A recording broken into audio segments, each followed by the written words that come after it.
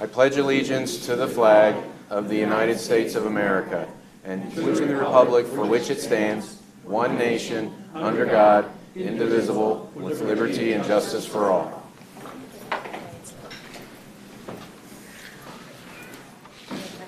Okay, Madam Secretary, would you do roll call, please? Mr. Anderson? Here. Mr. Jackson? Here. Mr. Kern? Here. Mr. Makucci? Here. Ms. Mitchell? Here. Mr. Akmanowicz? Here. Ms. Weed? Just stepped out, but she's here. Mr. DiLiberto? Here. Mr. Klein? Here. All present. Thank you. An announcement, there was an executive session prior to this meeting to discuss a personnel matter, and the meeting is being recorded by the board secretary. That brings us to the approval of the minutes. Do I have a motion to approve the minutes from the April 25th, 2019 work session regular voting meeting? So moved. Mr. Kern, do I have a second? Second. Mr. Makucci, discussion. All in favor, say aye.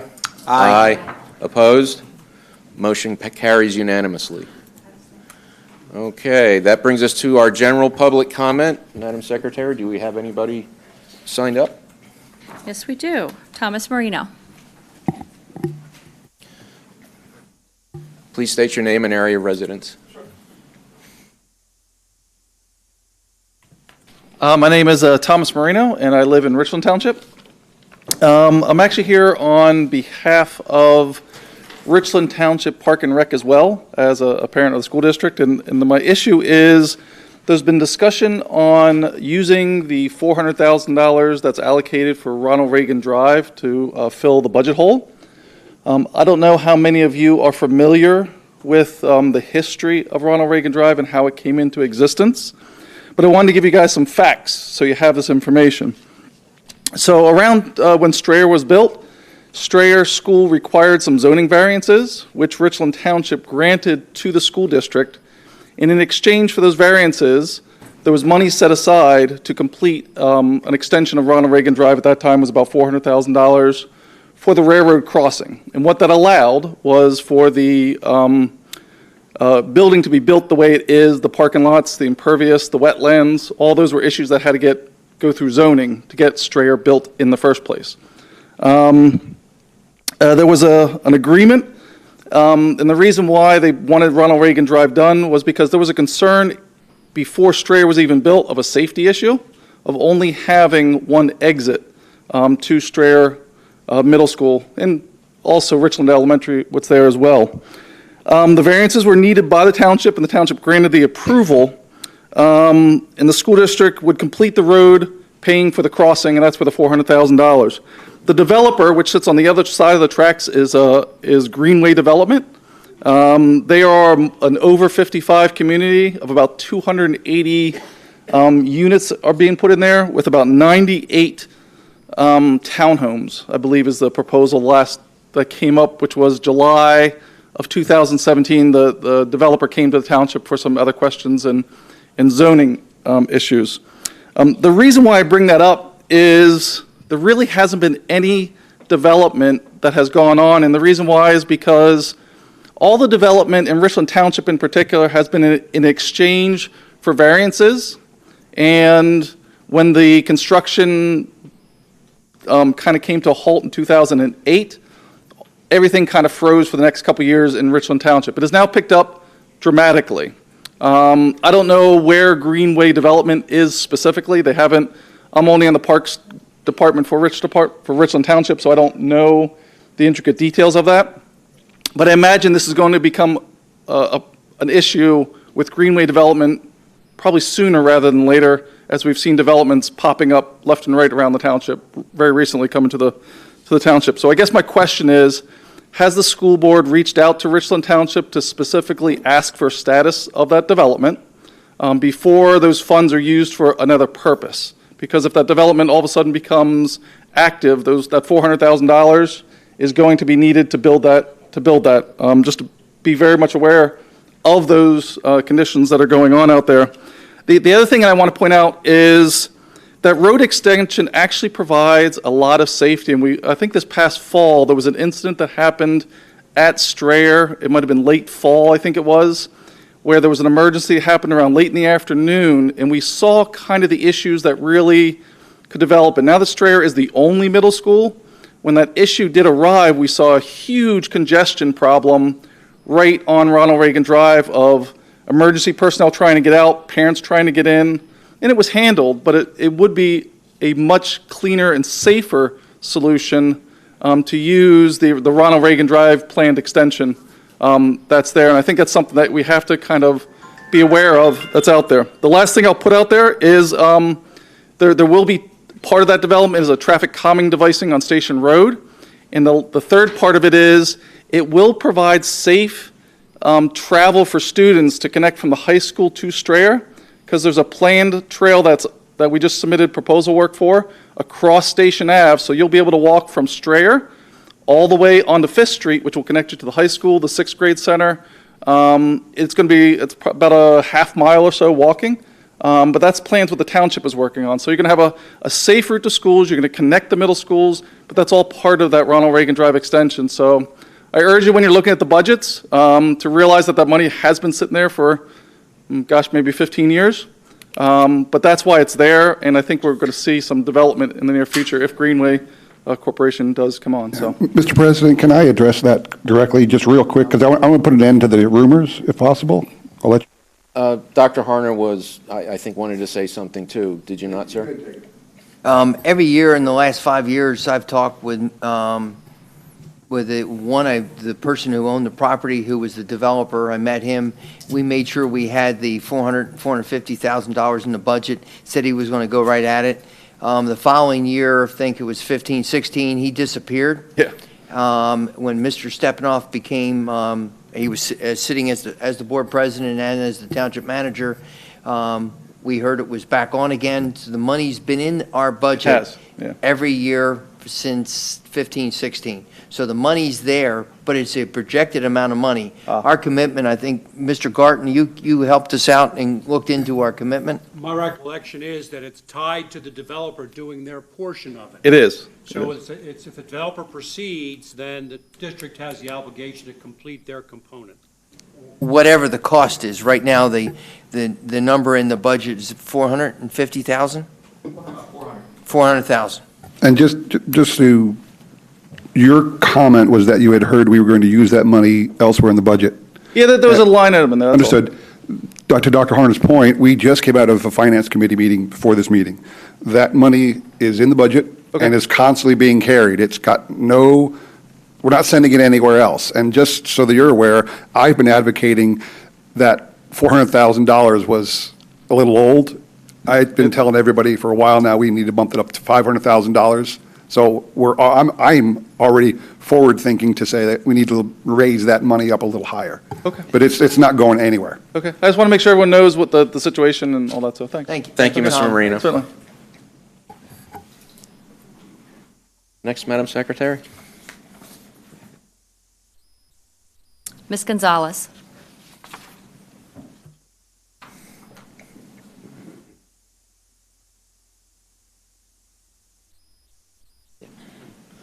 Please state your name and area of residence. Victoria Gonzalez and Richland Township, Quakertown. Two quick things. One, I believe on the towers for the band, Tower A would be my preference. That was one. I'm going to move on to the next thing. The second thing is just wanting to see, get some progress on the post-concussion topic. I wanted to bring it up again, because I can tell you, like, today's a bad day for me. I'm very nauseous, and trying to get through the day was not very easy. And so it was bring your child to work day. I took her to work with me. I took her in the morning to see a teacher that she was scheduled to meet at 6:30 in the morning, then took her with me, and as soon as she got in the car, she asked if I could do oral exam. I don't know what I'm allowed to do. I don't know what I'm supposed to do. And so again, we're still at a loss, and we're looking for guidance. And again, I know the guidance counselor is working hard on this. I know everyone's trying, but we have a senior, and you have a lot of classes and a lot of assignments that are now piling up, and not everybody's on board as much as we hope, and so we're still at a loss with a clear answer and a clear definition. So I'm just asking that we please really look at this sooner than later. Thank you. We do, just so you know as well, we do have it on the policy agenda tonight, so you can take a look that we're talking about that. Thank you. Thanks. Thank you. Anyone else for first public comment? No? Okay. All right. We'll move on to the superintendent report. Sir, are you ready? Yes, sir. This evening, we have a lot of recognitions. As you can see, we have just a couple folks in the back, but tonight I'd like to start off by introducing Lieutenant Commander Humphreys. He is a former active duty naval officer, and he's going to talk a little bit about himself, but most importantly, he's going to talk about what a Navy junior ROTC program will look like at Quakertown High School. For the board's reminder, 4 years ago, the board approved us submitting an application for the Navy Junior ROTC program. It's out there in the abyss in the Navy, Department of the Navy. When we had the Education Committee meeting 2 weeks ago, I believe it was Mr. Achmanowitz had some questions, and I wanted to bring in somebody who's an expert on it. Commander Humphreys runs the program. Thank you, Sir. Doctor. Like I said, Commander Eric Humphreys. I'm actually from Bucks County, down in Warrington Township. I teach at a school, Somerdale, New Jersey. I retired from the Navy 8 years ago. During my time in the Navy, I graduated from Villanova University, went to flight training after that, flew helicopters in multiple squadrons all over the world, leadership positions, getting higher and higher as I went along. Retired, like I said, 8 years ago after 22 years in the Navy, and that's where the Navy gets its junior ROTC instructors. So they're retired officers, retired senior petty officers that start up these junior ROTC units. There's 583 of them across the country, and there's 40 NNDCCs, and that is the pathway to becoming an NJROTC in these school programs across the country. These NNDCCs aren't fully supported by the Navy financially, but they are supported through curriculum, they're supported through instructor training, they're supported through policy. Right now the Navy doesn't create new NJROTCs. They have people start out as NNDCCs first. I have some experience in that. My unit, when I first got there, 8 years ago, it was downgraded from an NJROTC to an NNDCC. The school board was very supportive with that in our school. They had to start paying the entire salaries of the 2 instructors that were there. They had to pay for the clothing that the students had, the uniforms that they got. After 4 years of doing that, and we got our enrollment numbers up again, the program was more successful. We became an NJROTC again. That's what we've been doing for the last 3 years. So these are fantastic programs. I talk to middle schools all the time for new kids coming in, and I'd throw the same pitch to you. We look at this as a mind, body, spirit kind of experience. We take really good high school students, like what you have in the back of the room here, and we make them great high school students. Academics first. We're there as an extra level of tutorship. We're always making sure they have the best grades. For body, our physical fitness classes that we hold for them, a little bit more strenuous than the average gym class. We have fitness competitions we put the kids throughout the year. And then in spirit, we do a ton of community service. I have 90 students in my program over in Somerdale, New Jersey. We do over 5,000 hours of community service, just those 90 students. My top cadets do over 200 hours of community service per year. And this is things all throughout the community, from doing parades, supporting different charitable organizations, helping out with festivals, anything that the town's doing. Our junior ROTC is probably the biggest visible thing that the high school puts out in our community over there in Somerdale, New Jersey. So these junior ROTCs, these NNDCCs, are fantastic organizations. The slides I sent out go through all the different mission that they have there. I know I'm limited in time here. I'm not going to go through all those slides. I'll leave them as read-aheads for you. But just to know that everything that is about the program, it's to taking these students, these high school students, and making them successful whatever they want to do. Some of them join the military, some of them get involved with that, and there's great benefits. If they're part of this program, they get increased promotions as soon as they start out. They have additional scholarship opportunities. When I graduated from Villanova, the Navy paid for me to go there. That was the college version of ROTC. This is the high school version we're talking about. But those ROTC scholarships, they keep several of them aside for these junior ROTC cadets throughout the country. Over the last 5 years, I've had, out of about 60, 70 kids that have graduated, I've had over $5 million worth of scholarships. Some of them have been military scholarships like I had.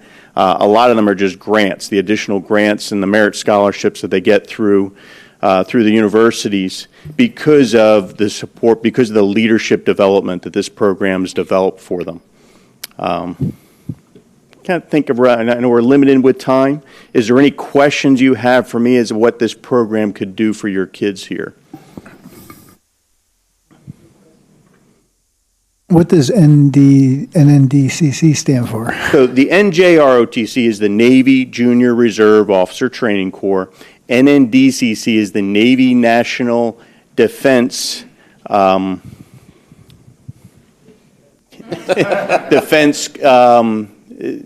Citizenship Development Corps, if I'm mixing those things up a little bit. Both of the programs, they're both supported through a general office in Pensacola with the Navy. Citizenship development is the overarching theme, the mission of the program. What's the involvement during the school day? Well, it can vary, all right?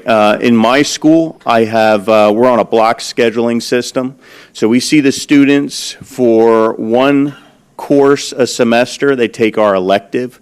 And in that course, they learn leadership, they learn naval history, and they have a STEM-related type project that they work on.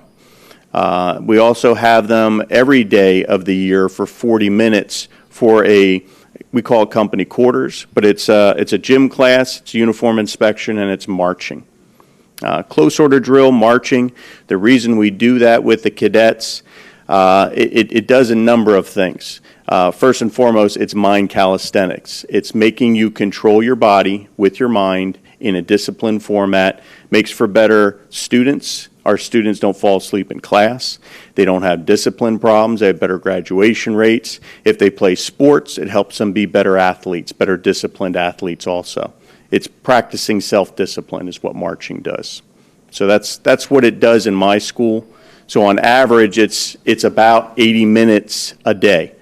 But in most schools, it's a block period, or that 80 minutes once a semester, or the 40 to 50 minutes a day, depending on what your schedule is in your school.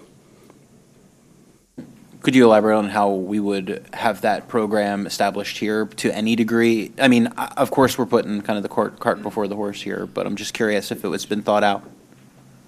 Yes, sir. One, it requires classroom space to have the program. If you're an NADCC program, there's no specific, I believe, square footage, but for the junior ROTC program, where they're funding, and I'll talk money first, and then I'll talk physical plant. For a Navy Junior ROTC program, and please correct me if I'm wrong, but I think I'm spot on, because your superintendent, I had a Junior ROTC program for the Navy as a high school principal down in South Carolina. Then when I became a superintendent up in the upstate, and I had 14 high schools, I had an Army program, I had an Air Force program, I started 2 more Air Force programs in the high schools, and then my previous district here in Pennsylvania, I started an Army Junior ROTC program. Under the Junior ROTC program, the funding pays, the Navy pays for 50% of the senior instructor and 50% of the junior instructor's salary. and then they pay for everything else. They give you uniforms, they give you curriculum, they give you computers, they give you everything, all the things that are part of the Money curriculum. for field trips, money for operational expenses. And they give you access to all kinds of other activities that are regional, or multi-state regional competitions and things like that. If it's the program that that we're talking about tonight, whether it's the NADCC program, I've never had one of those before, but I've been led to believe that that's the best way to get your program up there to be considered to be funded. Right now, it's the only way. Okay, well, the military, the Army has the same program, the Air Force has the same program, where in this, we pay 100% for the instructors, we pay for all the other costs, though I've been, most of you know Admiral Wackerman, who's a parent of ours, and I think her Captain Wackerman's in the audience tonight. Captain retired Wackerman. Are you out there, Dean? Yes. Okay, sorry I had to call you out. We can have you have a seat up here too. You used to sit up here. The program for the NADC, we would have to pay the costs, and the earliest we could get a program is the 2021 school year, not next year. This is something to go in the program of studies and to vet it out and have that. But Admiral Wackerman indicated to me that she would be very helpful, Commander Humphreys, in getting us jump-started, getting us uniforms and a lot of those other costs that we would offset with things that we could go scrounge. Is that, that's Yeah, my military term. No, it's a good example on what happens. In this area, there's 60 schools that are part of this program in the northeast of Pennsylvania here. Of those, 10 of those programs are NNDCCs. We help the NJROTCs help the NNDCCs out with uniform, with curriculum support, with mentorship, with running the program, and I'm able to provide all those things also. When the Navy's fully funding this, it funds it really well. I have no problem with funds, with paying for uniforms and stuff like that for the kids. There's plenty of money. And there's excess money, which leads to us being able to support the NNDCCs.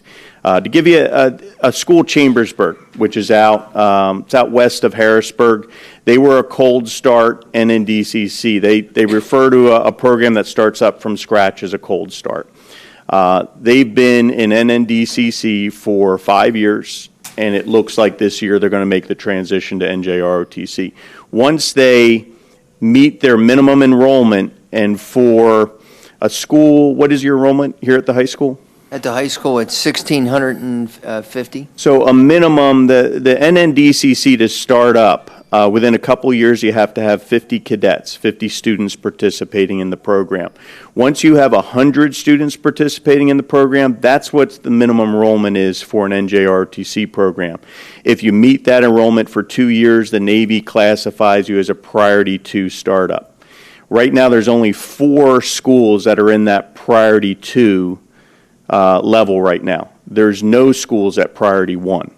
So it kind of gives you an idea, if you make your numbers, if the school supports it, it is in line to become an NJROTC after a number of years. Chambersburg is doing that in about 5 years.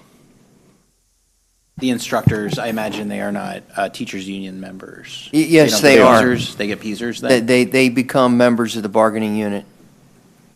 What are the costs? Well, rough costs, the instructor is in the NNDCC, that's going to be at the teacher's salary, at the teacher's scale that you decide.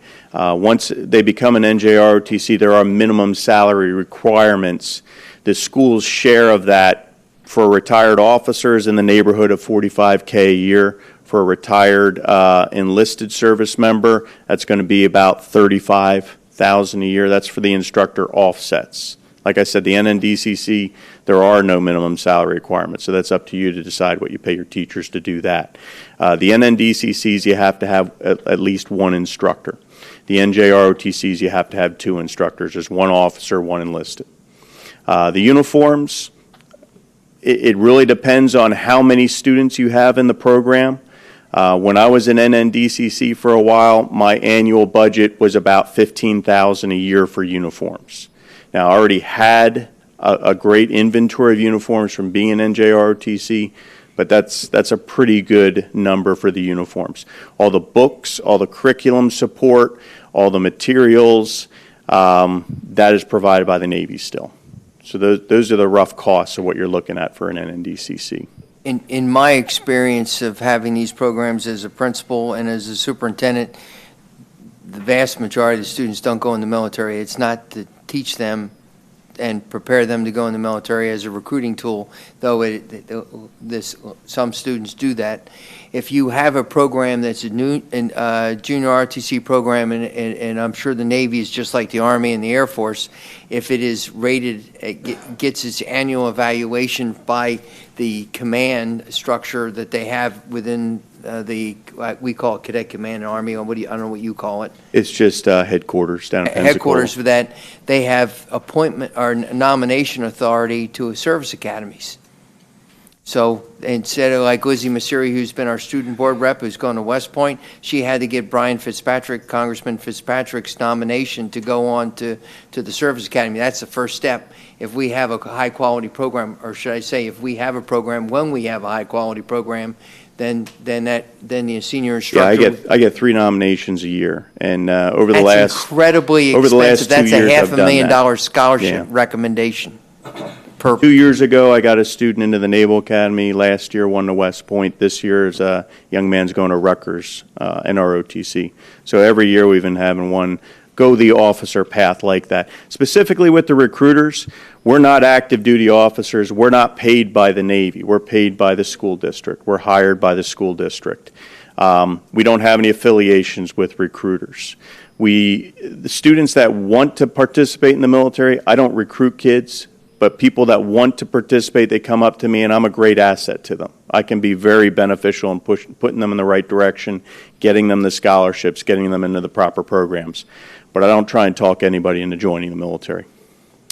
And my last comment, unless you have questions for me or for Lieutenant Commander Humphreys, is it is the #1 dropout prevention program in the country.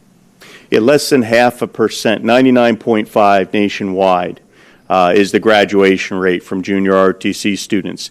Half the discipline problems in schools that they're at, half the attendance problems, higher GPAs, just everything. And that's why I say it's taking good kids and making them great kids.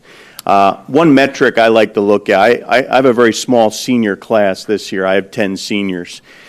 They all knew exactly what they were going to be doing 1 month into their senior year. And just looking at my school, we only have 2 months left in the school year. There's probably a third of the seniors graduating from my school that have no idea what they're doing when they graduate. So I got every single kid is going to either a 4 or 2 year school. One of them is going to, like I said, Rutgers ROTC. One of them is going to the Citadel, waiting for an Army scholarship. One of them is going to Norwich, waiting for an Army scholarship. Another young lady waiting to, she's going to go to Juniata. She's there on a full scholarship for pre-med. Matter of fact, they're paying her to get there. It's great opportunity for kids. It's just making kids great kids. Do these ROTC programs exist outside of the school institution? Could they join it on their own outside of school? No, they have to be a member of the school, or they have to be, it could be a magnet school situation, it could be a homeschooled situation. In some circumstances, they could be from another school district, but mostly they're the students that are right in the school. So the program is literally attached to the district? To the school district? To the school, the high school. My program is Sterling NJROTC, Sterling High School. Okay. Dean came up. Yes, so just to let you know, I came straight from work, otherwise I would have put my uniform on. I plan on applying for that position if you get that NNDC program, and I would be willing to accept an extremely low salary to get you guys up and running. So I volunteered 4 years for this before. Yeah, Dean, do you do like a friendship salary? How low are you Yes, going to go? I do a friendship How low? salary. How low? I only require each board member to supply $1,000. Okay. This is all being taped, so you know. Yeah. No, I'm serious. This is, has been something I've always wanted to do in my career. And when I found out my wife was helping Dr. Hunter to get this program here, I was like, well, you know what? You have the perfect person for that job, and that's your husband. So anyway, I would love the opportunity to serve the school again and be the officer in charge of the unit. So just let you know that. Thank That's you, who Dean. would be. And I'd be right by Dean's side, making sure he has all the tools. And to one get of the this things right. that he about the cost is Eric's an old friend of mine from the Navy. We've flown together, and his unit, the way it is, he'd be able to supply me with the majority of what we would need in the first couple of years at no cost. All the helicopters that come and land at the high Yes, school? yes, they'll be airdropped. Thank you very much. Thank you. Thank you. This isn't a question, but I would like to thank Commander Humphreys and Mr. Wackerman. I don't know your rank. Captain. Captain, thank you. His for- wife outranks him. Had to say that. She does. All our wives outrank us. I'd like She's to an thank. admiral. She outranks him. I'd like to thank you both for the service to our country. Thank you. Thank you.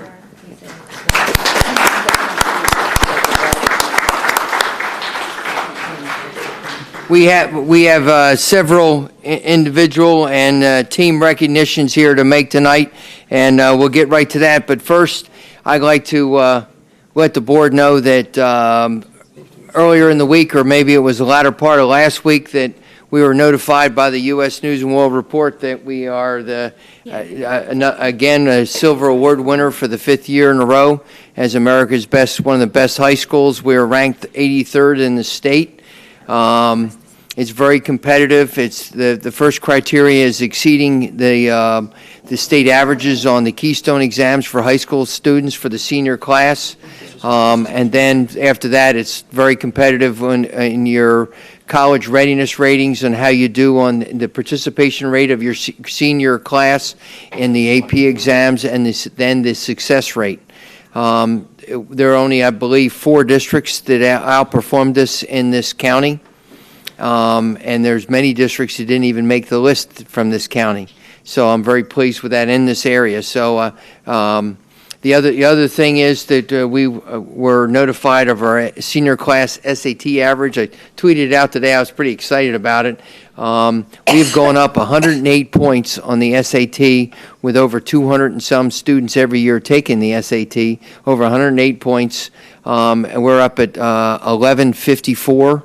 As our school district average for math and verbal. That's a significant gain considering you're moving 200 students, moving the average up 108 points, and you have that many students taking it.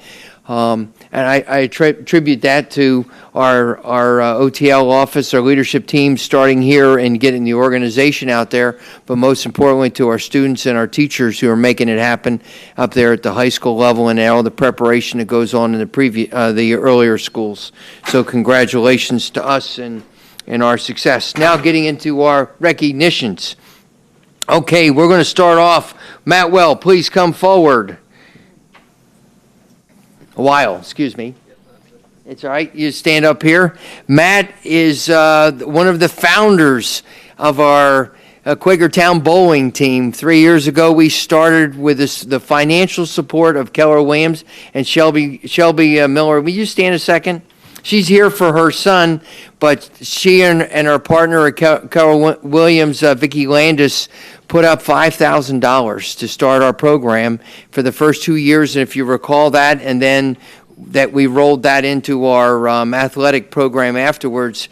He was one of our founding bowlers, and this year, so thank you, Shelby. But for Matt, he's first team all-league this year, 4th highest average in the league with a score of 203.86 points. So that's a Pro Bowler level, and he's qualified for the Eastern PA Regional Tournament. So, and you're a junior, correct?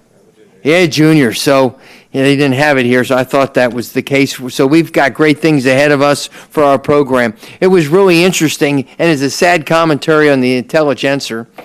And excuse me, I'm going to skewer them. They hardly ever cover Quakertown sports. It's mostly Central County more Central County than Lower County. It's who's buying newspapers or whatever. And there were more articles in the newspaper and sports section about bowling across the county than there was all of Quakertown combined. So one of the things that got me going on this idea of having bowlers and having Matt come out and participate is just that knowledge. Now we have a program up and running. Matt and his teammates are traveling in season, out of season, and Alan Hunsinger, the math teacher, a calculus teacher at the high school, and I see some nods here. We recognize the name. He is truly a professional bowler, and he stepped up right away to be our coach. So congratulations to Matt, and we're looking forward to your senior year. And thank you for your parents.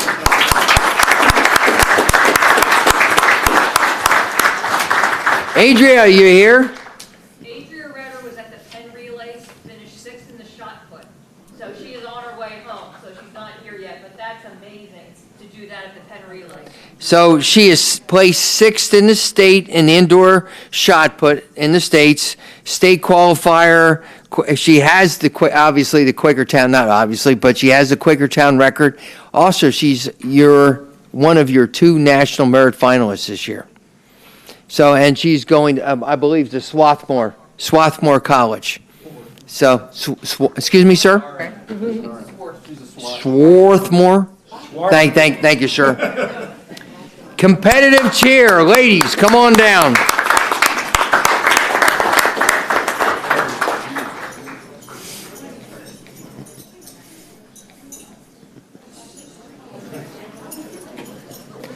Okay, if you would line up it's a straight line, because I'm going to ask you to step forward when I call your name out. Look at all these medals. Where's Coach Maha? She's working. Okay. Well, we have come a long way. We have come a long way in the last couple of years. We had a coaching change, 4 years ago now? 4 years ago, and you've been with her for Coach Maha ever since, and we have come a long way with our cheer squad. So I'm going to do the individual, then we'll get into the team effort. Noella Beta, where are you? Step forward. She was also at Penn Relays running. Not bad.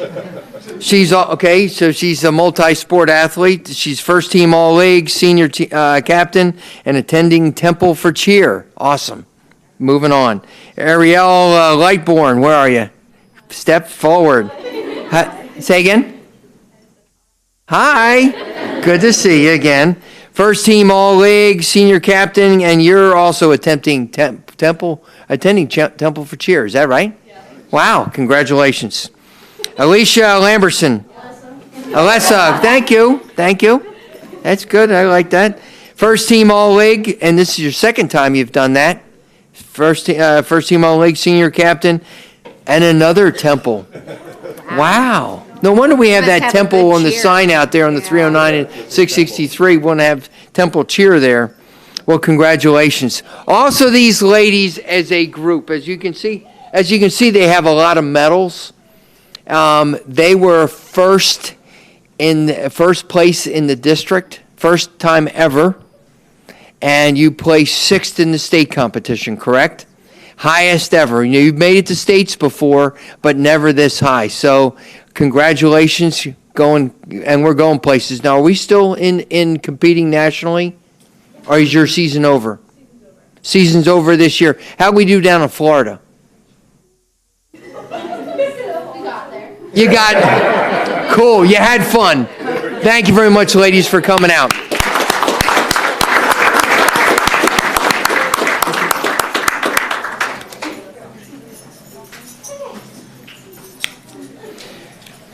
Wrestlers, you've been waiting. You've been well behaved back there. Come on up. But then again, the coaches are here.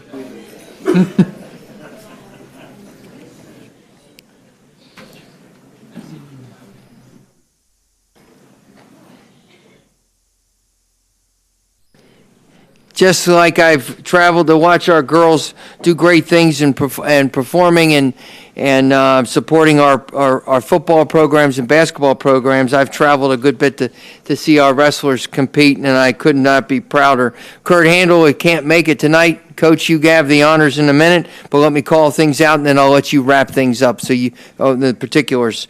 Corey Cope, step forward. He's first team All-League, state qualifier, wrestled in states this year, and he's attending Western New England for wrestling, obviously. Thank you. Congratulations. Dominique Del Falco. Dominique, first team All-League, another state qualifier, career record so far, and only a sophomore. And I saw you were sophomore of the month, too. I saw that up on the sign today. Not bad. Wrestler. Student of the month. Hey, Jason, where are you? Magnich. There you go, our wrestling assistant principal at the high school. That's good stuff. That's great. Congratulations, Dominique, for that. Career record, 71 and 25. There's a lot of good stuff going on in wrestling, and you're Matt. Okay, Kyle Miller. Good to see you again. Kyle is first team All-League, season record 30 and 10. And he's an honor roll student, and I know we've already called out his proud mom up here for supporting us for bowling, and I know that she's traveling around. How many of you guys are wrestling off the regular high school season? Show of hands. And who is the coach that's taking them around all these places? Show of hand. This guy, how far have you taken our wrestlers? Name some of the places. Virginia Beach, I guess, is really the only one that we've had off season so far. This year, but in the last couple of years. That's about as far. I thought you took them down to Florida. No, you haven't gone to Florida. Coach, you want to say a little bit about your season?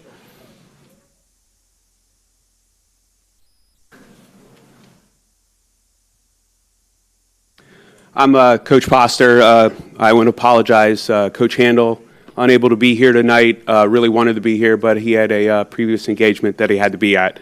Want to say thank you to the board, Superintendent Harner, for having us here. Really appreciate all the hard work that these guys do. And just want to read off some of the accomplishments that the team had. We've had 13 league titles in program history. This is our third in a row. I've been coaching with Coach Handel since 2001, and this is our seventh since we've started coaching. 12 out of the 14 starters were all league in some form, whether it be first, second, third, or honorable mention. And more importantly, 10 out of 14 of our starters were on honor roll or distinguished honor roll. So that really puts student athlete to the definition there. We talked a little bit about Corey Cope and Dominic DeFalco. Some of their accomplishments, especially Corey, he's a senior. Unfortunately, Max Russell, who also was a senior state qualifier, was unable to be here tonight. But I just want to say thank you to all the parents. Thank you to the school district for supporting us. And we'll see you next year when we're here again. Yeah, there you go. Thanks, Coach. Thank you, guys. Now we got to get home to go. Oh, did I miss one? Zach, step forward. Apologize. I skipped. First team All-League, season record, 30 and 14, and another great honor roll student. So now it's Thursday night. You got school tomorrow. So, ladies, gentlemen, after we finish the last recognitions, I ask you to get back to your books, okay? We have one more recognition. So you go in the back of the room. And Thank you for sticking around. I want to do our last recognition tonight. These are our students who attend the technical school, Upper Bucks County Technical High School, and how they've done in placing and advancing on the state competitions. We have several of those who are attending. I'm calling out for brevity here. Hayes Hepburn, are you here? There you are. Oh, you got some fans back there. You stand up here in the center and say hi to the board here. There you go. Hello. Hayes would recognize he's a junior at the high school. He's for construction technology and it's for building construction. And you took first place. Yeah. First place. Explain what first place in building construction requires. You can come up here for a second. I'll put you on the spot. Please, it's all yours. A lot of skill. That's a good answer. Brevity. Sir, can you build a band tower or concession stand? I was thank you. Okay, Raymond Slifer. Raymond here? Raymond was for CNC turning, is for machine technologies. He is moving on to the state competition. He took first place. Go down here. Colin Patterson, you here? Colin, please come on up. He was first place advancing on to the states. He is for communications and graphics. Would you come up and explain to the board? Yes. Have an opportunity to tell the board what you did and what you're going to do here at States. Well, we actually already had our state. Okay, talking to the mic. For my competition, we just had to print stuff, but that's pretty much it. You might want to pump it up a little more than that. I'm going to talk to Director Sueda about public speaking and brevity. I'm going to give him an A for brevity. I expected a presentation. Sorry. What'd you print? In fairness, we didn't tell them they were going to speak, so. We printed flyers. Printed flyers they gave you a task and you had to put it together. Mm-hmm. Yeah, I figure it was more complex than just printing. That's great. Print. Congratulations. Thane Goetz. Getz, please come on up. It's for machining technologies, and he was up there for job interview. So you're going to be good at this. For my competition, I spent most of the time, we did a application the day before, and then we went into a setting. There were judges, and there was a receptionist, and we just answered interview questions, and that was about it. Well, great. Thank you. Congratulations. Thank you.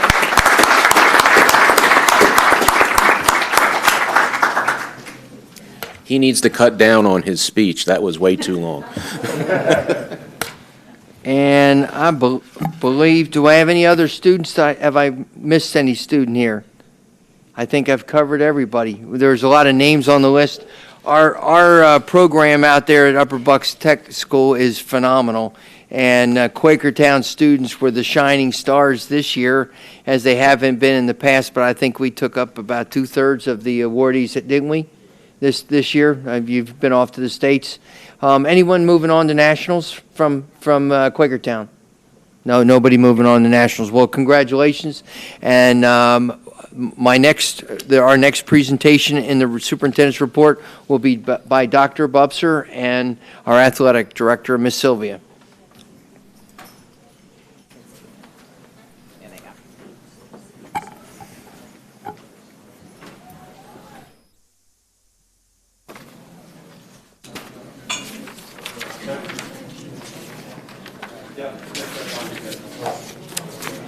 Good evening, and thank you for allowing me some time tonight to speak about middle school sports.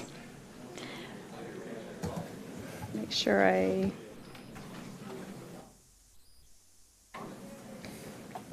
Joe, you can advance, can't you? Oh, there's my favorite slide. That is my favorite slide. So a little bit pictures here of our athletes at Strayer,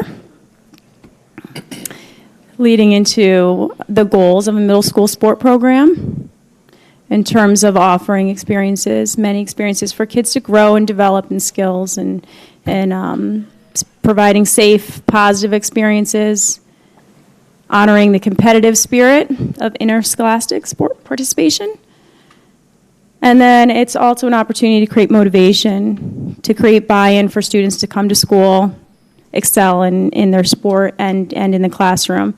That last bullet speaks kind of to me in my experience, as middle school was the start of my sport experiences and ended up continuing on running track throughout college. And that's what kept me focused in the classroom and love that success and competitive spirit.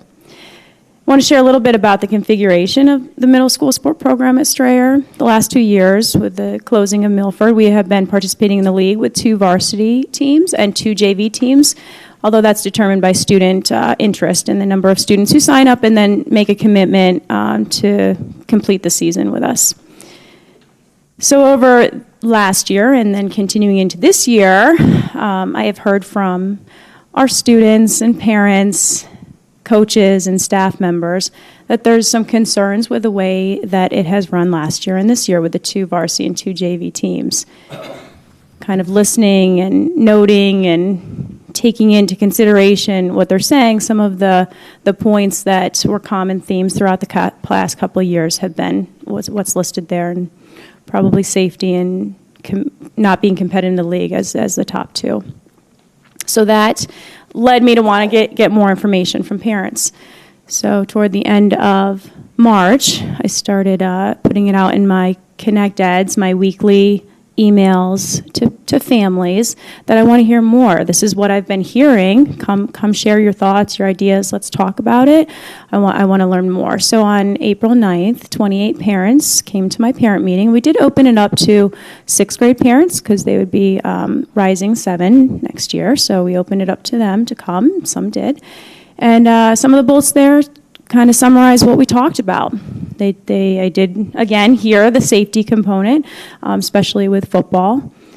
Also, number of those parents shared concerns with how they were feeling, but how their children were feeling in terms of being competitive and being not competitive and wishing there was more of that. They definitely addressed some issues on how intramurals could look at Strayer, and they wanted kids to have opportunities to be active, physically fit, physical activities for them. There was mention a few times of, is there ways that we can help them get away from the electronics? And I think Fortnite came out a couple times. So there was that interest in the intramural. They requested a student survey to see what students thought, but all of these parents in the meeting had the belief that moving forward, a 1 varsity, 1 JV, and an intramural program would be best for Strayer. Following that meeting, I put it out again in my weekly email that we had the meeting, and if you weren't able to make the meeting, please contact me or share your thoughts. I wanted to get as much information as I could. 3 parents did reach out to me, and I had meetings with them or phone calls with them to talk further.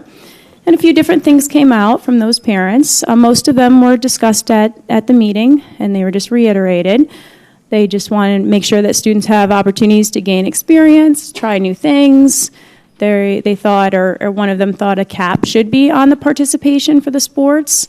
And they were just concerned, would intramurals last? I'm not sure that would last, and therefore students wouldn't have opportunities. And those 3, I think in general, I got the feeling that they felt like the way that we're doing it with offering 2 varsity and 2 JV would be best for Strayer. So the parents, like I had said, suggested a student survey.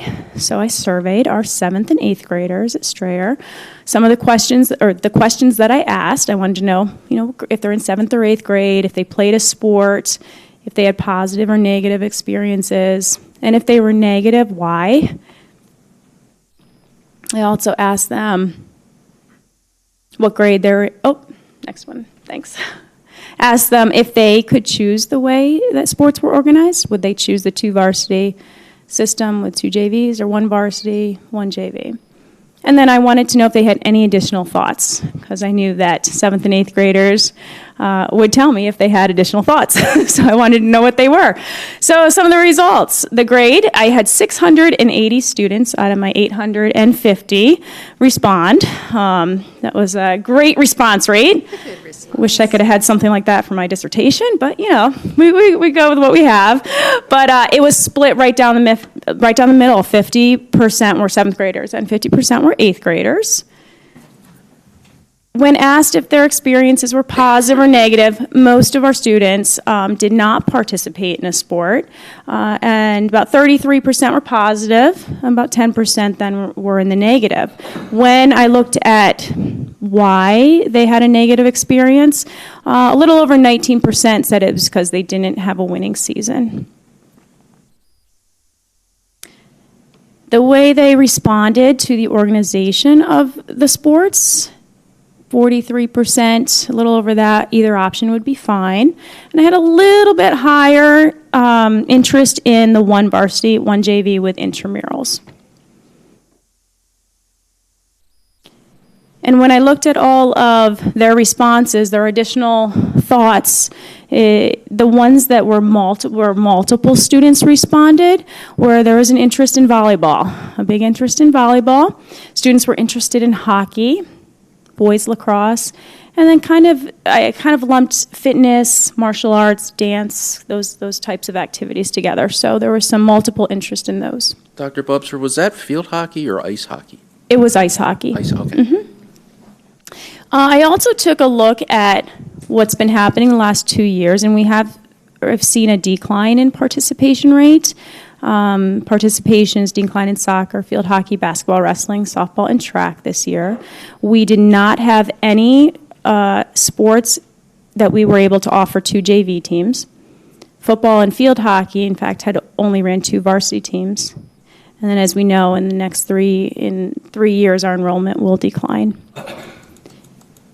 The next slide just offers, if you're interested, the number of students who came out in each of our sports, and then the way we were able to run the teams. So a little bit about the intramurals. We thought what may be best would be to start with 3 activities, a fall, a winter, and spring, with the intention of growing as interest grows.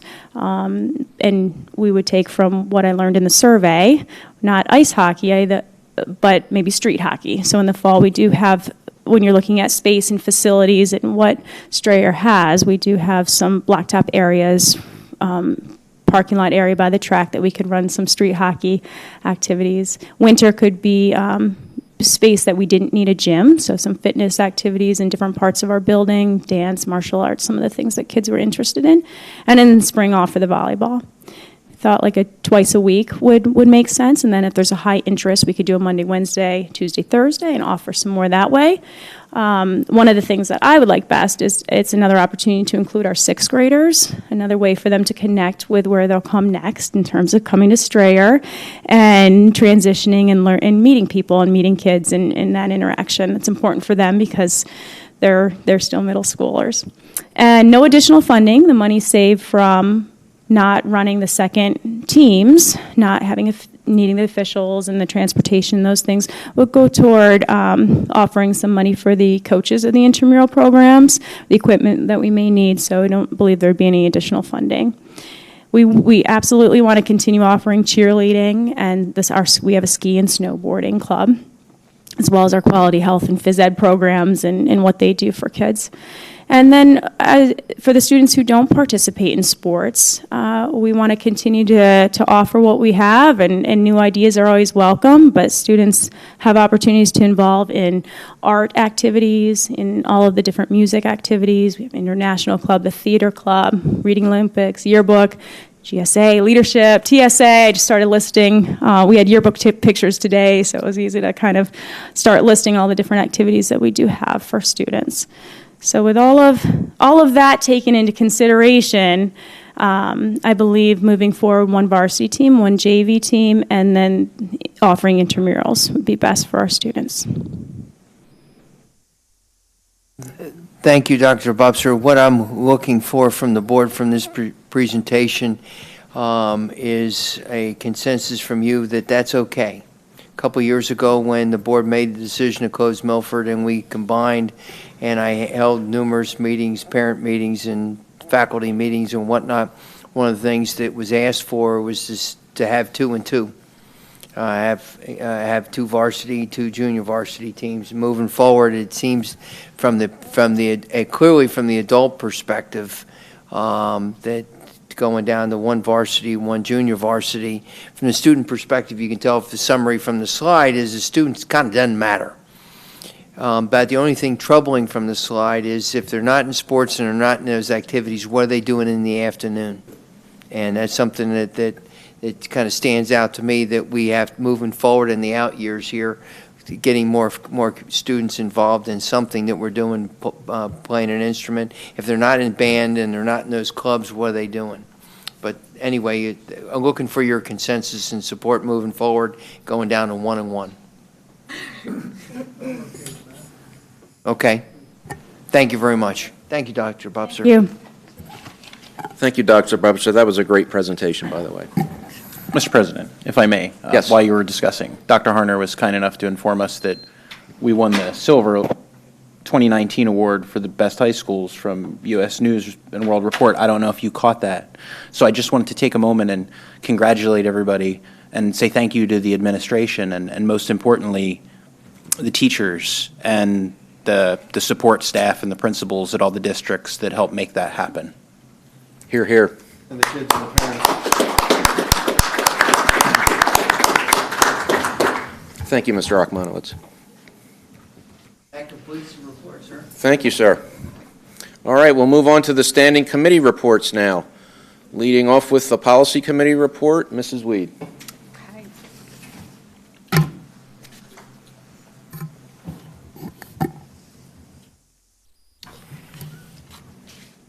Let me get my papers organized here.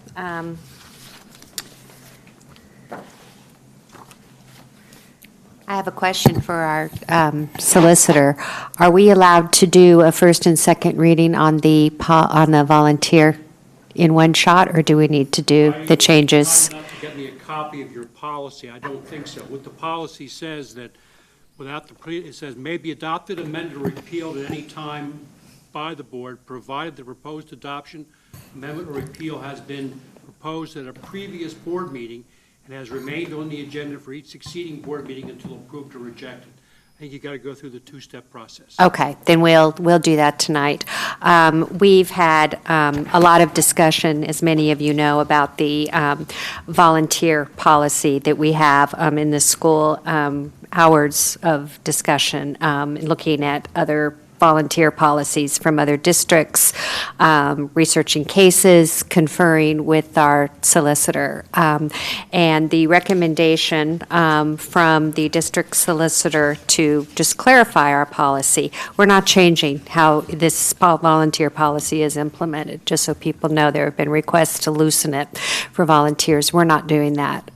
We have decided we're recommending including this language, and then we can vote on it. The policy 916, the addition is going to read at the end, no person shall serve as a community volunteer or community volunteer coach if the applicant is disqualified pursuant to the Pennsylvania School Code at 24 PS Section 111. And the administrative regulation has been using that section of the school code in determining whether certain convictions for felonies are disqualifying to be a volunteer.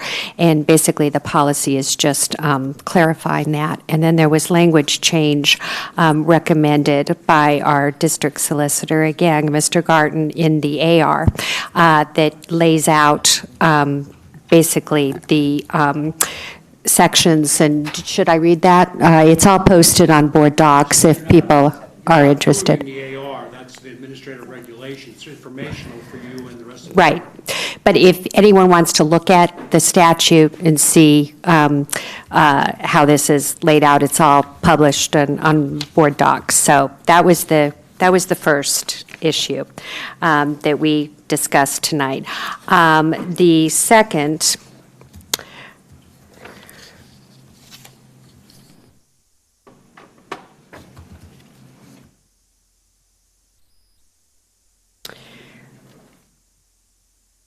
was 906, right? Yeah, see, I misplaced my agenda. That's what I get. It's policy number 906. Again, this is posted. I'm sorry, what? On public complaints. Yeah. And this is a second reading, right? Yeah. So we had our second reading on this policy. Again, it's posted on the board docs. And what we had done before is we removed the section for the complaint proceeding for federal programs, since it's already covered under policy 128. And that's just to make it consistent. And then policy 128 was updated language to reflect the current programs and procedures under the law and forms, again, for federal procedures. Policy 123.1 is a policy that's a new policy that we're looking at, and this is for concussion management. We had a parent express concern about this. It's posted on World Docs, and we're changing the language. Is the new language on World Docs, Heidi, that we discussed? Yeah, on 123.1. Yeah, that was developed during our committee meeting. This policy, just for the public to know, was initially only applicable to athletes, to student athletes participating in sports, and we added a sentence that says the concussion return to learn guidelines also apply to students who suffer a non-athletic related concession.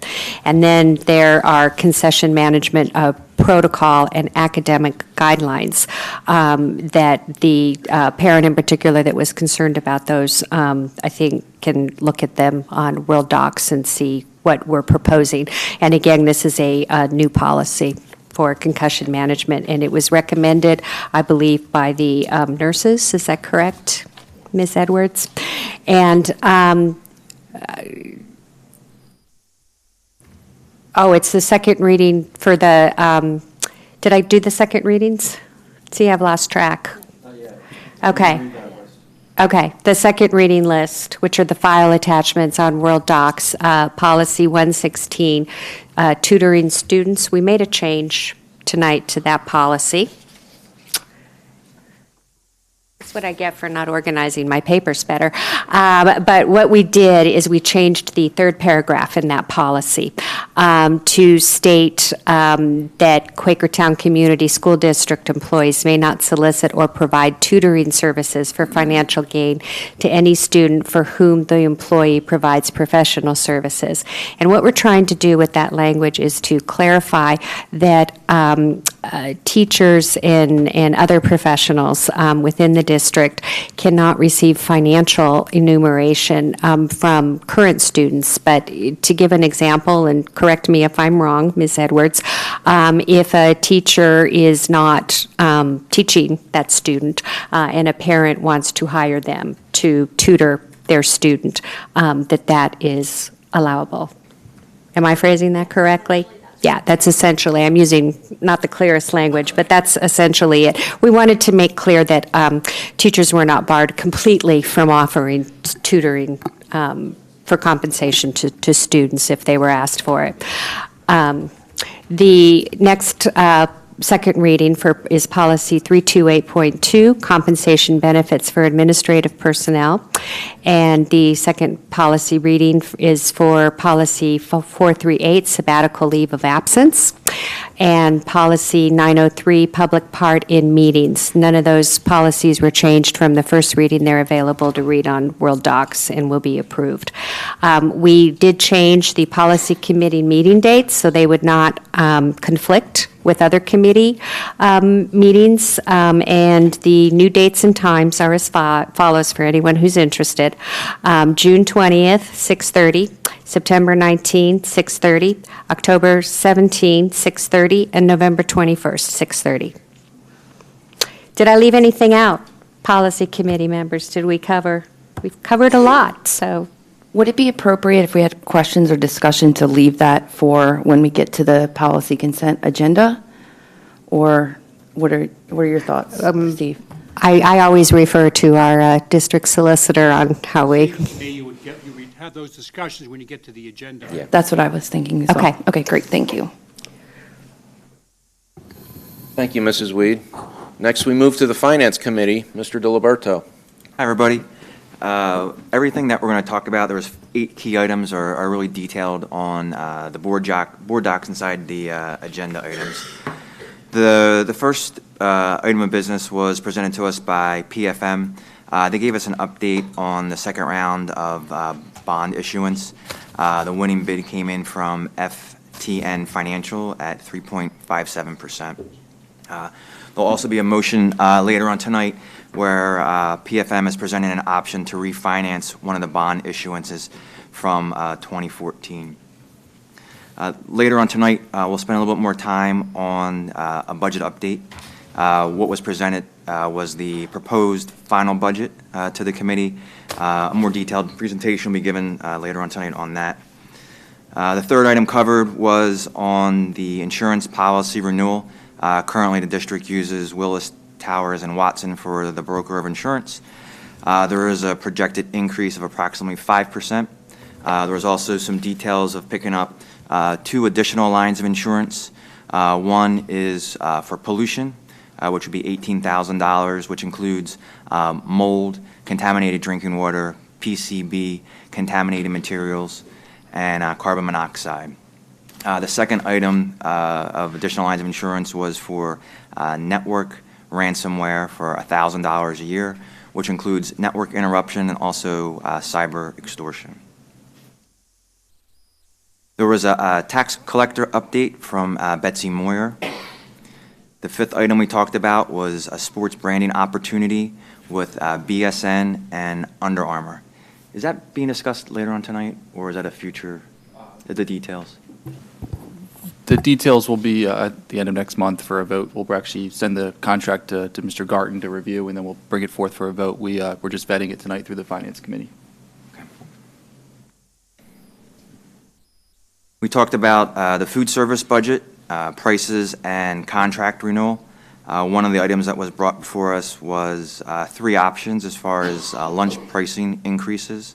One was no increase, one was a 5-cent increase, one was a 10-cent increase. The recommendation was a no increase to lunch prices and no changes to breakfast also. We talk about the refinance as well? Yeah, that was the first thing I covered. Okay, Yeah. I just want to make sure that was covered. Yep.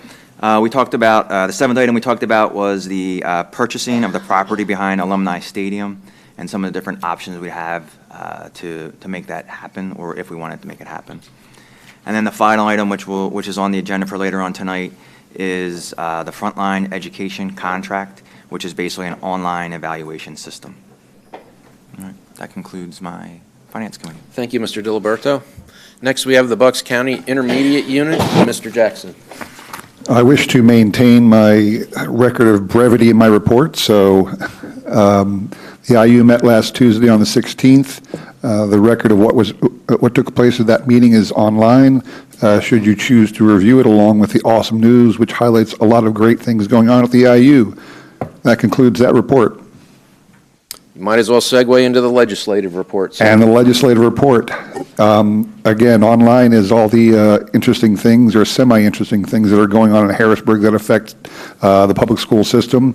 I will also remind all the board members that Monday is Legislative Advocacy Day on the Hill, and we are being welcomed to some degree by the individuals out of Harrisburg so we can tell them our thoughts on getting additional funding for our schools.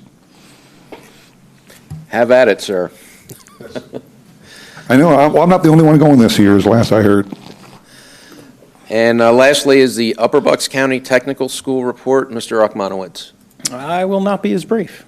The Joint Operating Committee last met on April 16th at the technical school. Donations report was really impressive. The food truck undertaking had secured a lot more support. One notable donation was QNB Bank for $1,000 and another from the Lehigh Valley Community Foundation for upwards of $5,000. There were some other notable donations amounting to about $5,500 from community businesses like Stealth Body Fitness, Yates Electric Services, Klein Tools, Subaru of America, Rebecca Yarrell, and Warings Lumber and Home Center. I always got to make sure that one comes out right. So I just want to thank them for their support. We had some auctions to get rid of some extra hardware and stuff that was in the school. The original auction, I think, brought in upwards of 10 grand, and the secondary auction brought in about another $730. We had, as Dr. Hunter reported, at our Skills USA competition, we had 5 bronze winners and 1 silver winner. Last year, some of you may remember, the tech school teachers and some students participated in a show on Fox called Classroom, which is basically like a Family Feud type thing. And they're going to be doing that once again. They filmed on April 13th, and the air date is to be announced later. The tech school is also doing a community service project. They'll be renovating one of the sports sheds over at Penridge. The April student of the month is Andrew Hockman. He's a mechatronics student. Andrew's a Quakertown student. And not only is he a member of NHS and NTHS, but he serves as the president of Skills USA at Upper Bucks County Technical School. I just want to congratulate Andrew. We passed and approved the 2019-2020 budget. There were no facilities or finance subcommittee meetings to report on. There are several policy revisions up for first read. There's about a whole page. I was going to read them all to you right now. Just kidding.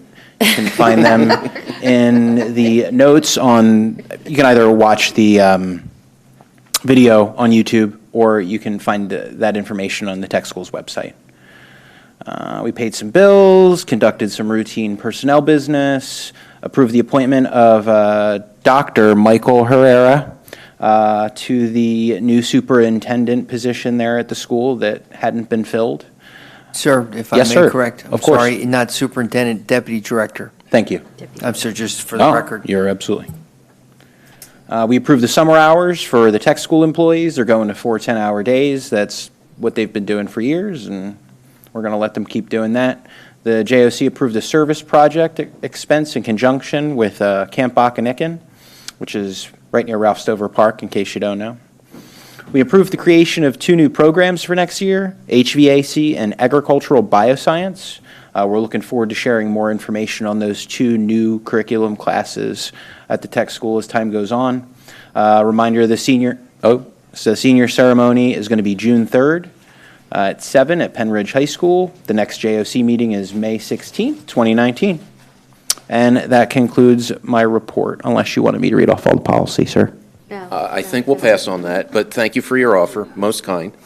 It'll be in my report to the secretary, which will be in the final minutes. Okay, very good. Thank you, Mr. Achmanowitz. All right, we will move on to public comment on fiscal items being presented for a vote tonight.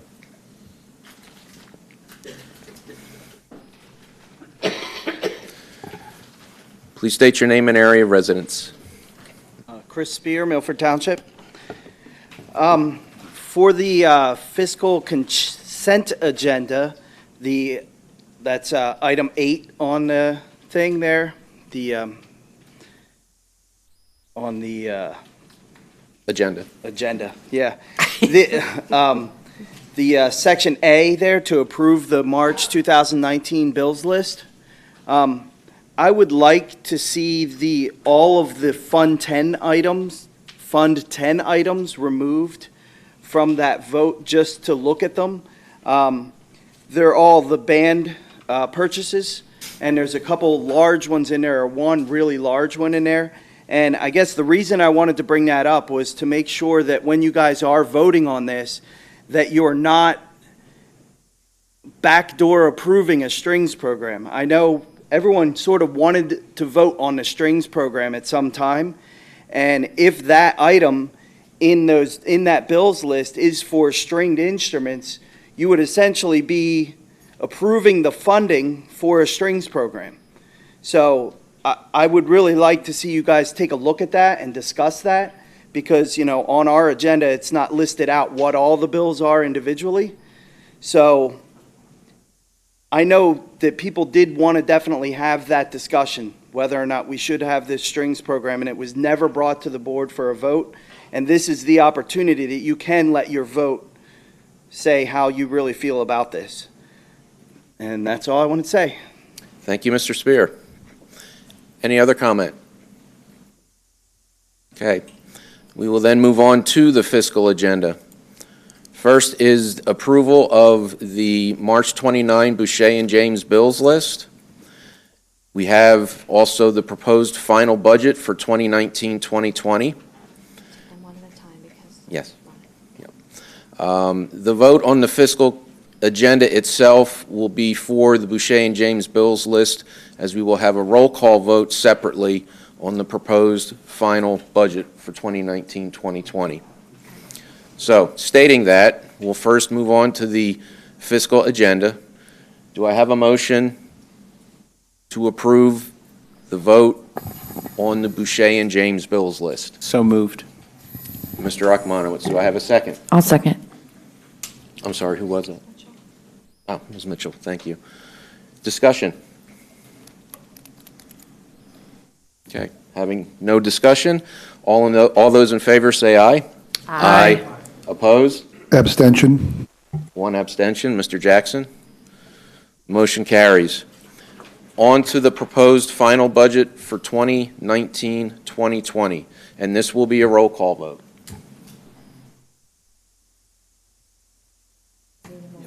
Yep. We first need a motion. Do I have a motion to approve the proposed final budget for 2019-2020? So moved.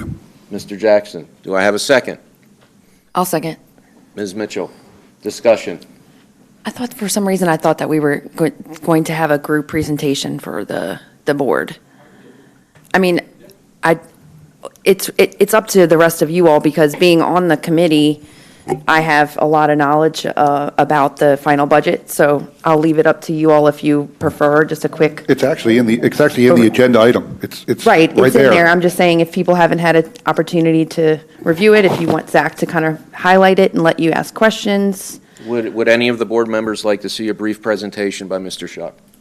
I would like to see it personally. Yeah, I think it's a good idea. I think it's important, you know. Would you Well, mind? and I was going to say, it's here on the board docs, I get it, but I think it helps for the public to see it too. I agree. I think honestly. it's good also for the public to kind of see I can do that. The numbers. You don't have to give us What our every, tax but, you know. I'll go through it a little quicker than I did in the Finance Committee then. So what we have tonight is the proposed final budget.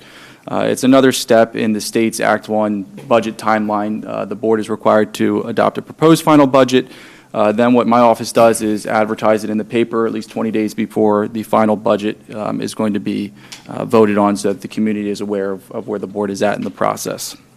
And we are doing it a little earlier this year than usual, because we only have one board meeting in June, and that's the first week in June. And it doesn't necessarily mean that the budget won't change. But at this point, there's probably no material changes that are going to happen between now and June 6th. And just next slide. Just to remind everybody, we originally presented this in January. We've had monthly updates in every month in the Finance Committee meeting. And the evolution of this, if you look back to January, we had just under a $2.5 million budget deficit. Over the last couple of months, we've trimmed that down by $1 million, and we're looking at just a little over $1.4 million deficit. In that is Ronald Reagan Boulevard, which approximately $400,000 is in there. So if you look at this from an operational deficit, we've actually hit what we've said was our target, which is $1 million or less in a deficit, because we typically make that up throughout the course of the year. So we did meet our target at this point. In past years, it's been what, Zach? At this point, it has typically been a little higher than that. Yeah. But we typically make that up throughout the course of the year through, the biggest ones through the attritional savings, staff resign or retire throughout the year or take an unpaid leave of absence. So just real quick, the primary cost drivers to this budget is salaries, about 1.1% of the overall increase. The majority of that 1.1% is the new positions that are being recommended later in this presentation, and that we talked a little bit about the last board meeting. The benefits, total increase is about 1.17%, and benefits is not just medical and prescription, that's PSERS, Social Security, that's all benefits. The tech school was a little higher than we expected, so that's another contributing factor, about 0.25%. Other professional services, 0.4%. A lot of that is in special education, but made up through access revenue, access funding, and additional debt service. And again, most of that is the Neidig Elementary School second round borrowing. So if you look at all of those, that accounts for about 94% of our increase. Other line items, there's a little bit more, a little bit less, but those are the heavy lifts there. And if I could just add, so one thing that's important to note, and we were discussing this because I think for the public to know, when you're seeing tax increases over every single year, obviously that can be painful. But what we also want the public to understand is that our costs go up every single year. So if you look at the majority of these are either contractual or we have no control over them. So as a district, we can decide either to raise taxes to Act 1 or above, not raise any taxes, to which we'd have to find a way to account for those additional costs, be it through reducing staff, reducing programs, or taking it from the fund balance. So I just wanted to make sure to clarify that. I think this is a really important slide whenever you're looking at what is driving up the increases in our cost. The only thing that I really see here in this slide that we had much control over was the additional staffing that we did include in this. And then, of course, the Neidig project, which the decision has already been made. So I just wanted to make sure to point that out. Every year, it's out of our control. Some of these cost drivers, the healthcare cost, is a pretty big one as well. Yep. So the next slide is some of the priorities that we had going into this budget. Obviously, the board has made a commitment to our facilities, so that's the $1 million in capital projects. Again, this is the second year of that. The renovation of Neidig Elementary School, additional staffing, and safety and security. So we did talk a little bit about this at the last board meeting. There are a few positions that are being recommended. Total salary for that, actually the total cost, salary and benefit for that is $769,000 or about 0.7% of the total budget increase.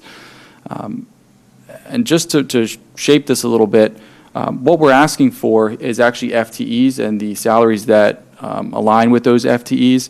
The positions below are how we intend to use them. It doesn't mean that we'll necessarily use them in that way because situations could change. So, for example, if we weren't able to find a Mandarin teacher, we would have that FTE in the budget and the salary in the budget. We might decide that's better suited for special education or ESL or something of that nature. So I just wanted to make sure everybody understood that. And all of the long-range plans that we have in this budget do include these positions. Zach, can you clarify too that you're asking us to approve 5 new FTEs? Correct. Okay, so it's built into the budget at that level. Yes. And if those staffing positions do not get filled this coming year for whatever reason, this coming school year, for whatever reason, the budgetary money is still there. It's a placeholder essentially, and then we can hire them in the future with essentially no cost to the budget because it's already built in. Correct. So if we didn't fill them, it would just go to the bottom line, but it would the FTEs would still be in the budget the following year unless the board voted to remove them. I think that there's a problem with it. I think there's a flawed problem with just approving FTEs and then allowing you to do whatever you want with them. Right. You're arguing to this board that you need them to fill mandates and to commit to programs. And so if you can't find that person, hiring something else makes no sense to that argument. So before I even approve that, I need more clarification on that. I'm with Keith, Talked actually. about this. Go ahead. Because what you're saying is, we want to hire these people to do these things, and we're going to okay that, like the music teacher conversation, right? We're all under one impression, and then we turn around. We got a wonderful music teacher, don't get me wrong, but it wasn't exactly what some of the people up here signed up for. And so, what are you going to do with that special education teacher at the academy position? You're going to fill it with, that salary is going to go somewhere else, whereas we've approved that. That's what I heard you say. Did I misunderstand you? Correct. So if you approve the budget with these FTEs, you're approving 5 additional teaching positions at those salaries or estimated salaries. So it's essentially a blank check for $500,000.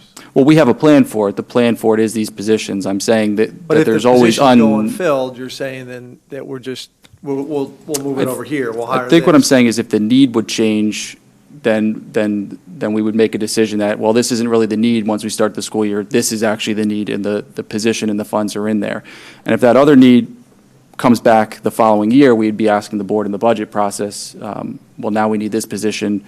Or if the declining enrollment projection continues, we would just be reallocating current staff appropriately.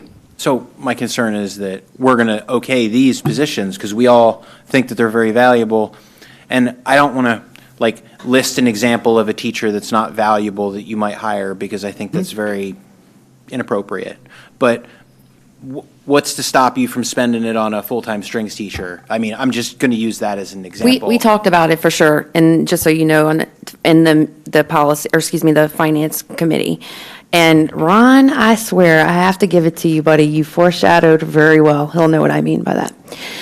But we talked about this as a board. I think we do need to come to some sort of consensus from a policy perspective, because if you look at the policy itself, and that's under policy 403, employment of professional employees, it is slightly different from the administrative personnel, whereas the administrative personnel assignment and transfer, abolishing a position, all of those are currently under board they go to the board for a vote. However, professional personnel does not.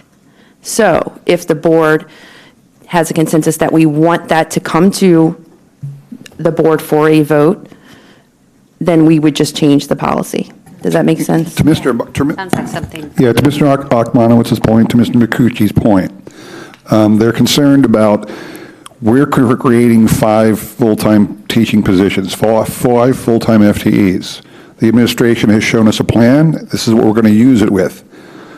Should those desired uses not materialize for whatever reason, some members of the board are stating before the administration were to change direction, this board, members of this board want to know and have input on that alteration. However, what Ms. Mitchell just raised, that is not the position, that is not the role of a board of school directors. And this is why I said it needs to come up in policy. The board of school directors' job is to create the teacher positions and to trust the administration to do the proper job with those positions. And I understand exactly what your concern is. I get it. But the way the policies exist now, it is not supposed to come back to the board. It's not. The administration is supposed to do what they believe is in the best interest. That's why I asked Ms. Mitchell, if she has this concern, it needs to be taken up in the policy committee to address it in the policy. So this has nothing to do with trust, right? This has everything to do with spending. Well, no, So I'm going to go back. But there's a difference I think between. you have to understand that these positions are driving the $1.2 million spend, which is contributing to the part of that 94% increase that we're showing, right, on the budget this year. So when you say it's in the budget, it's not. It's technically baked into next year's budget, but it's not. This is dollars that you don't need to spend. They're not spent dollars already, whereas everything that we're spending today is spent money, right? No, yeah, so I get we're you. paying for this, and then in the future, we're paying the additional $1.2 million for this. Well, yeah, So it's not necessarily in the budget, like we have this money laying around. This is baked into next year's budget. So the spend is new. It's a new spend. Correct. But I mean, as we're sitting here right now, there's 5 items that I don't believe anybody on this board would object to. Okay, I'm just saying if we were to hire these 5 people, I'm not sure anybody would object. I'm not going to ask you to answer right now, but your concern, I understand it, is, okay, we all agree that these 5 positions are great positions, but if they change their mind and they fill it in some other way, to you, that's almost a waste of money. Well, no, you shouldn't have done that. You should have done this. And you should hold that for when that position materializes. If you want to hire that other teacher, then come back to us and ask for more money to hire that person. Or don't spend the money, right? So you're saying that, I mean, the reason we're approving these is because there's a need, right? Am I wrong from the administration? I mean, I think you make a valid point, and I also want to clarify teaching positions. Do we need these positions? Yes, sir, and to be quite specific, we have, from your previous board discussions we've had, we have interviewed these candidates for all the teaching positions, and to include Mandarin. The Mandarin teacher that was the only one we felt qualified turned us down for the position. For all the other positions, we have teachers who we will either bring to the board tonight or in May to fill these positions. So when it comes to this budget, we have already identified those teaching candidates that we were going to recommend to you, except for Mandarin. And just because it's in the budget doesn't mean we have to spend it, to your point. Yes. So we're just so everyone in the public understands the process, we are not allowed to spend anything that we did not foreshadow in the budget for the next year. We can transfer money, so if we put, for instance, $100, I'm just saying, in this bucket, and we wanted to reallocate it to something different, we could do that. However, we still have to plan, and it has to be within certain categories, right, in order to move it over and that sort of thing. But I think there's a difference between a teaching position and a program also, right? So I think I would feel more comfortable giving some flexibility with teaching staff, to your point, knowing that we don't necessarily have to fill it if we can't find someone there. We don't need to just move them. And then also understanding we don't want to hire a teacher with future program cost implications. Well, right. I mean, so we're approving, for example here, we're approving this board-certified behavioral analyst, right? So my expectation is we're hiring that position. If we don't hire that position, then why spend the $100,000? We'll use the Mandarin example because that's a known If you're not thing. going to hire a Mandarin teacher, why would you hire a Spanish teacher? I know crazy. part of this is listening, and from my perspective, your philosophy and approach to how you want us to do our job. I get that. But for this specific budget, for those top 4 positions, we've already been in the interview process and getting ready to bring to you. So before you approve this final budget, you'll have before you for approval these top 4 teaching positions. So we're adding back into the budget. Now, as you know from the budget slide that Zach hasn't showed yet, with our decline of students over time, we can either take those teachers where we have not enough students for them to put them back into reduced class sizes and whatnot, or use that to help us balance the budget. And our approach to this budget is to take all of our faculty and start reducing class size more than it is right now. So for this budget, those top 4 positions are not a concept, an idea. They are for a specific program, and specifically the academy for one of them, because we talked about opening up more kids and also having other students from other districts pay us to have their students here. That's there. You'll be approving those things if you want to in May. And then you approve this budget on 6 June. So you'll have tangible people in those positions. I mean, Mr. Micucci, to be direct with your concern, you have a valid concern. I would say that if you feel strongly about this, your course of action should be that before we vote on this budget, you make an amendment, a recommendation, call a vote to remove that Mandarin teacher from this year's budget. If you feel that strongly, that putting it in there presents a chance for us to waste some money, or whatever term you wish to use, then you should make a recommendation to pull it. So let me be clear. The language that was stated was that if we approve these, it can be for what it's approved for or anything else. Correct. Well, I don't think we need it for anything else, right? Because that's why they're proposing it for this. And that's why I say you should ask to have it pulled. If today you say, look, I can't hire a Mandarin teacher, right? But I'm going to spend this on another, I don't know, Spanish, for example. French. Whatever. Sorry. You don't need a Mandarin I teacher. just say that. You're going to have to hire one next year. Is it So possible- Are we going to be approving another position next year? We still have time to hire a Mandarin teacher, though. Is that possibly the reasoning? Hey, We might get how lucky. we've done this in the past, when we did the restaffing plan back in 2014, and that the board reviewed and approved, we had Mandarin in there. But Mandarin, as the positions dropped to the bottom line, that money wasn't spent for 2 years. For 2 years, we didn't have the Spanish teaching program in the elementary school. That money dropped for 1 year. It all stayed in the budget because that's what it was approved for, to go forward. So I hear the words, the concern, but that money's set aside for Mandarin. If we don't get a Mandarin teacher, we have just crippled our Mandarin program. But also, to Mr. McCucci's point again, your concern, again, puts upon the board a role it is not supposed to undertake. We're supposed to, create teaching positions and let the administration fill them. If your concern is that they're going to fill it in a way you don't recommend, that's why I said Ms. McCucci Ms. Mitchell needs to address it in the policy committee, maybe change our policies.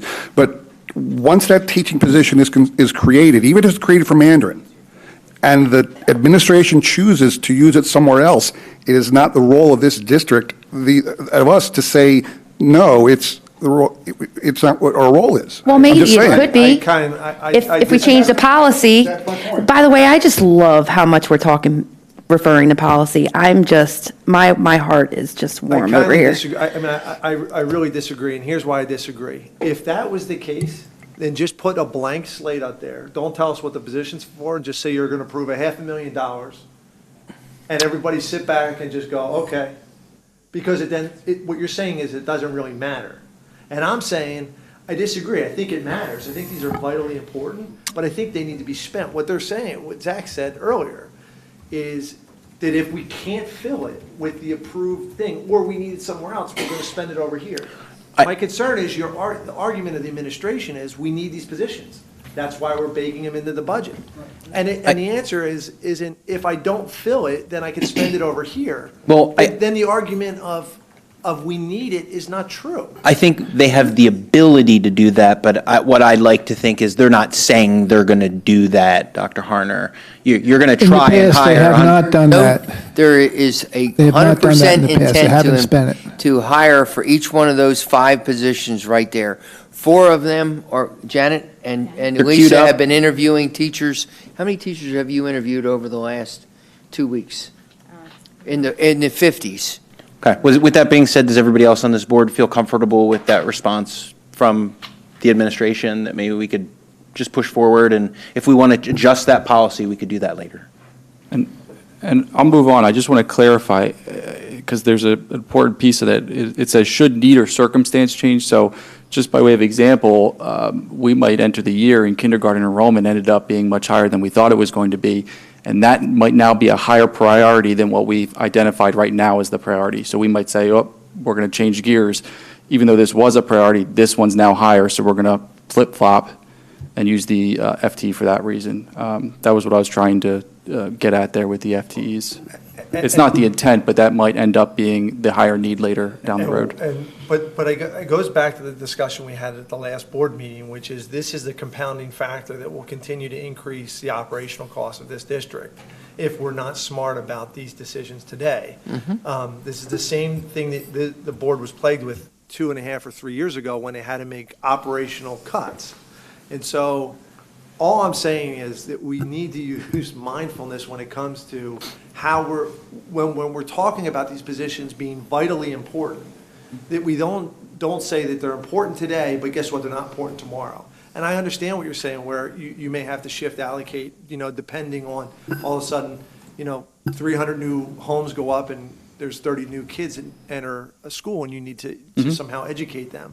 I understand that, but what I don't understand is, well, if I don't have a Mandarin teacher, I'll use it somewhere else. We're still going to need a Mandarin teacher, right? Or you're going to decimate the program. Yes. So at some point, whether it's this year or next year, you're going to need that money. So I would rather see that not spent this year, figure it out, and then hold it for the next year's spend. Yeah. I mean, that's the way I like to spend the money. I don't want to just approve That's why- $500 million in spending that nobody seems to be worried about. But the To policy make a says motion that's to what you pull have to that do. money. You should make the I'm motion. just saying we have to have a discussion about it. I'm just not going to sit here. And we've go, had that discussion. No, I'm with you. I think Presentation too, there's a more detailed, long-range plan that made me feel a lot better, just because over the next 5 years, they're probably looking to fill an additional 2 positions. So I don't see this as being a reoccurring, circumstance either, so. I think it's valid, and I think what I would recommend is the policy committee, if they maybe want to make a similar policy that's in the administrative personnel, to state something simply like, if there is a change in the category of an employee that doesn't fall under the same sort of, I don't know, subject or whatnot, that it would come to the board for a vote. We could always discuss that in a committee. And if I may just comment that during Mr. Shuck's presentation, I think he was giving a theoretical example, and I did hear him say that if a position of one of those 5 wasn't filled, it would fall to the bottom line, meaning that money would not be spent. Am I correct? Correct. Okay. And I think that's the more likely scenario. That's how I took it, at least. So I'm going to move on, if that's all right, to the next slide? Please. Okay. Yes. Then the next slide, we just continue with some positions. These are the same positions that were in January. We have 5 instructional aid positions in the budget, all for special education. 2 of them you'll see are to be determined. And the reason for that is, Ms. Pallone and I had this conversation. Every year we run into an issue where a student might move in and might need a one-to-one aid that we're legally required to fill. And if we didn't have it in the budget, it's a tough situation. So we have these 2 to be determined. So once the school year starts, Ms. Pallone will be analyzing the need for those. And then the next 2, the board approved at the last meeting, the TOSAs. So we had some conversations. 60,000, is that, like, what does that mean? For the 2 TOSAs, that's a combination of a few things. The difference between their teacher salary and the salary that the board approved at the administrative level. And then we backfilled their long-term subs with contracted teachers who have a slightly higher salary as well. So that was the estimated total cost of making that transition. It's not total cost. Yeah, well, it was estimated because we didn't know what the backfill teachers would be hired at, because I don't know if they're going to come in at bachelor's, master's. So I picked bachelor's 24 for the budget, which is what I typically do for replacement hires. So the next slide is the long-range planning. We had some conversation about this at the last meeting. All the new staffing requests are in that long-range 5-year PFM projection model. We also have the expenditures for NIDIG, projected salaries, benefits, PSERS for the next 5 years, and it does assume that the board applies a 2.7% tax increase or the Act 1 index over the next 5 years. So just real quickly, Ms. Edwards puts out the enrollment projections every year. They're on this slide here. I know it's a little hard to see. And although enrollment is projected to decline, the administration doesn't have any recommendation to reduce staffing at this point, that we would reallocate existing staff to best meet the needs of the district. So that might be lower class sizes, a guidance counselor, a nurse, whatever that might be. We would not be recommending reducing staff anymore at this point. And if you see the last bullet point, we've had some conversations about the declining enrollment. The enrollment projection for this year was 99.9% accurate. So the enrollment projection, look going forward should be pretty accurate. Again, the philosophy that we presented you last year and then in the previous discussions about philosophy and enrollment and staffing is to reinfuse when class size or when our student enrollment goes down, we will be able to invest our teachers that where they're not needed down at the lowest level and start getting our class sizes. Kindergarten 1 and 2 is our primary years, is our top priority. Next priority would be 3, 4, and 5, and then 6, 7, 8, and all that. And so as that fourth grade class, which is the first class that has a significant lower enrollment, as they go through the system, to reinvest those teachers back in the class size reduction versus using them to balance the budget, those positions, which then in turn gives the superintendent or the board the responsibility of moving the positions around. Thank you. The next slide, I think it was actually Mr. McCucci who asked for a long-range staffing plan, so I went out to 24, 25, and this plan does assume that the decline in enrollment continues. So over the next 5 years, I've only projected 2 additional staff. One is in 22, 23, which is the additional strings teacher, which if you recall from Dr. Hoffman's presentation, that was the year she projected we would need an additional one. And then I have 1 special education teacher in there. Should we need it for any reason, caseloads going up, even if declining enrollment continues, for example. And then the next slide looks backwards. And what I did for comparative reasons, and I want to be clear, this number, this ratio that I have highlighted does not represent classrooms. It is just teachers in general. So that could be a guidance counselor, a reading specialist. But the ratio in 2012-13 was about 14.73, and we're projecting 14.75 student to teacher ratio in 2019-20. And again, that's not classroom, so it's not correlated to any of the other presentations you've seen. It's just for comparative purposes. Same thing on aides. In 2012-13, we had a 50 to 1 ratio. We're projecting 38.5 to 1 in 2019-20, so it's our lowest ratio in 2 decades for aide support in the classrooms and in the buildings. And I did do a county comparison on teachers as well. That's on the website if anybody's interested in that. Next slide is our long-range plan. You've seen this every year. It's the PFM model. It looks similar to every year, so I only highlighted two numbers here. So we have a big surplus for this year. So I pointed out that's due to the sale of the schools. We are going to expend those funds within 2 years. You've already heard me say the recommendation is use that to offset NIDIG borrowing. So we put that in the 2021 school year. So you see there's a big deficit in that year. It's just because the money came in this year, the money's going to go out that year. The next slide is just our standard financing the budget. It's just a real brief summary of the revenues and expenditures. Raising taxes by 2.7% will bring in just over $2 million. The increase to the average household is $106. And I have a couple slides later on that explains that. Actually, let's do that now. So we get this question every year, how do I determine what that actually means for me? So in these 2 slides, I'm not going to go through all the calculations. I have the link to the Board of Assessment website where you can actually go there, plug in your name or your address, whatever you want to use, and you can actually look at what your market value is, your assessed value is for your house, and use the calculation in this presentation to figure out what that would mean. Just a word of caution, there's assessed value, market value, and what your house is actually worth. So that average tax increase is on a market value of $229,000. That doesn't necessarily mean that's what that house is worth, so that might be a little confusing to some people, so I just want to point that out. Just some more information. I'm not going to get into all the details, but we are looking at a 1.4 million deficit or use of fund balance after you subtract Ronald Reagan. Again, we're at our target that we were looking for, $1 million or less.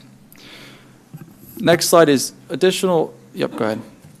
Some additional considerations, and I believe one of these is actually on later for conversation, the completion of QNB Field. And the reason I have it in the budget presentation, we're getting to a point where the board, if we want to use the funds that are left over from Milford Middle School in this school year, we really have to make that decision now. If the board wants to kick it down the road a little bit, it's the same, but it's a little bit of an accounting change. You have to move, that 580,000 falls to the bottom line. You have to then move it into the 1920 budget. So it will look like your expenditures have increased by 600,000 or 580,000 for next year. It's all the same in the end from a total, but it's just going to move from one year to the next. The next consideration, and we talked a little bit about this in finance, there was a property behind Alumni Field. The owner, or actually the executive of the estate, approached the school district to see if we'd be interested in buying it. There is a little informational page in the finance committee agenda about this. It would serve as an immediate asset to the facilities department. When we sold the two schools, we did lose a lot of storage space. We could use that for facility storage. There is a small house as well, which we could fix up and rent that out if we wanted to. We would have to get it for a relatively low price because of the needs within the building, and we would most likely do those with our own facilities department over the next year or so. So that's something to consider. It's not going to impact the budget, what we would do if the board wanted to do that. My recommendation would be to take a sliver out of the $1 million capital projects fund from next year to pay for it.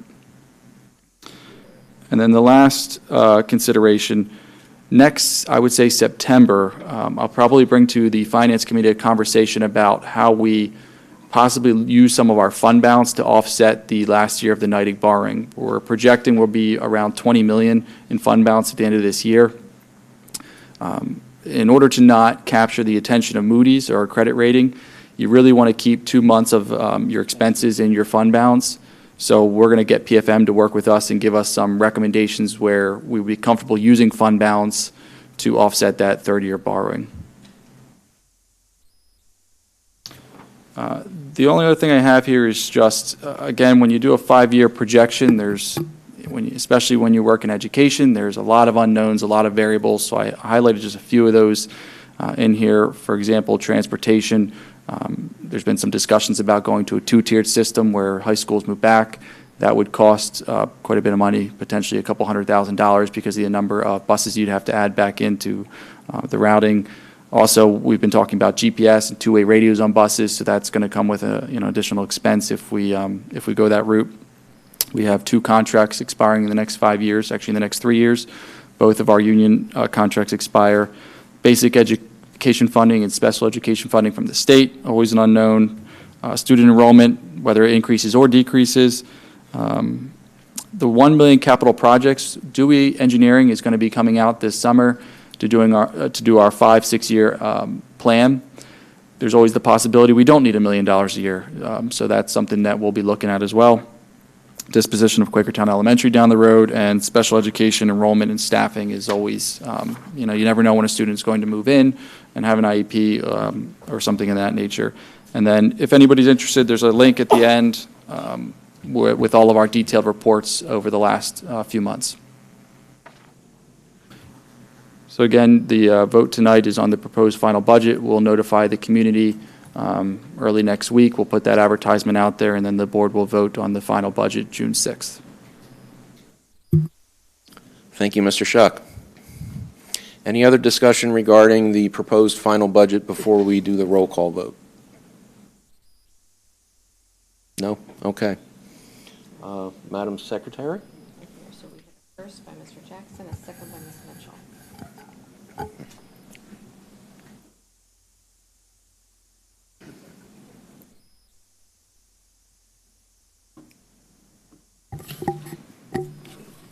Okay. Mrs. Weed? Yes. Mr. Anderson? Yes. Mr. Jackson? Yes. Mr. DiLiberto? Yes. Mr. Kern? Yes. Mr. Makuchi? Yes. Mrs. Mitchell? Yes. Mr. Ekmanowicz? Yeah. Mr. Klein? Yes. Vote carries, unanimous. All right. And then I had an add to the fiscal consent agenda. Okay. I'm not sure how to do it, so I'd You're in a propose motion. to add the. Well, let me announce the fiscal consent agenda first. Okay. And read through it, and then make your addition if you would. Okay. Okay? This moves us to the fiscal consent agenda. on the fiscal consent agenda is to approve the March 2019 bills list, approve the March 2019 treasurer's report, approve budget transfers for March 2019, approval of the frontline contract, and then is the vote. Mr. Diliberto is going to add something to the fiscal consent agenda, so would you please explain that, and we'll make a motion. Sure. PFM's presented an option to refinance the bond issuance from 2014. I have a motion to read, if that's part of what I'm doing right now. All right. So the Board of School Directors of the Quakertown Community School District does hereby authorize the administration in conjunction with PFM Financial Advisors as financial advisor and Fox Rothschild as bond counsel to issue general obligation bonds Series A of 2019 for the purpose of refunding the school district's general obligation bonds Series AA of 2014 via a competitive internet auction with a minimum net savings target of $50,000. Do I read the timeline also? No. Okay. Okay, so do I have a motion to add what Mr. Diliberto just read to the fiscal consent agenda? He So already moved. motioned, right? Okay. Okay. Second then. Okay, second, Mr. Anderson. Any discussion specific to the addition to the agenda? Can I ask our solicitor if there's any procedural issue with adding an agenda item that hasn't been up on the website, or any kind of ability to comment? There's no legal requirement that you do it. If you have, I don't think your policy precludes it. I mean, I think your circumstances are such that you need to move forward. So Right. it's not your final action, because there'll be other resolutions coming back that will be the subject of discussion. You're only authorizing them to investigate and proceed along that line. Thank you. As someone who's terrible with numbers, is this going to save us money? Yeah. Yes. It's going to lower the. Minimum of Poten- 50K. Yeah. 50,000. Yeah. Yeah, PFM's projection is actually 115,000. They just Yeah. need a minimum number that they're not going to do it unless the internet auction results in at least 50,000 savings, that's all. That's what I understood. But, Okay. So all in favor of adding Mr. Diliberto's item to the fiscal consent agenda, say aye. Aye. Opposed? Motion carries unanimously. Okay. Now then, having read the fiscal consent agenda, do I have a motion to accept the fiscal consent agenda as presented? So moved. Mr. Anderson? Second. Ms. Mitchell? Discussion? So a little fun fact, I'll be 87 when we pay off our debt. I figured that out today. Sorry. But will you still live in the Will community? you still live here? There may be some people here that aren't actually. Yeah, exactly. Well, in 2038, Peasers will peak at 44% of salary and start dropping. So you can add that to your bucket list. It's assuming we take out not a dime more. Okay. Hearing no serious discussion. Yes. All those in favor of the fiscal consent agenda, say aye. Aye. Opposed? Motion carries unanimously. That brings us to public comment for the facilities consent agenda. There's not one. There's nothing there. Oh, okay. See, I'm just reading the thing as I it's thought we presented. were going to be, Being a robot. Next is public comment on the human resources agenda presented, and I see there is actually one. Mm-hmm. So is there any comment on our human resources agenda for tonight? No. All right. I next- have one, sir, if I Yes, may. sir. 2 of the teachers for the budget are in there. Oh, on the professional staff of the. Yes, 2 of the 5. 2 of the 5 positions. Okay. Thank you. The human resources consent agenda, we have professional staff, supervisory and technology staff, unit pay, and support staff. Do I have a motion to accept the vote on the human resources consent agenda as presented? So moved. Mr. Jackson? Second. Mr. Akmanowitz? Discussion? can we, Dr. Harner, would you please elaborate if you could, just on some of the items that we discussed previously in our executive session, I guess, that would just provide the public with some additional context?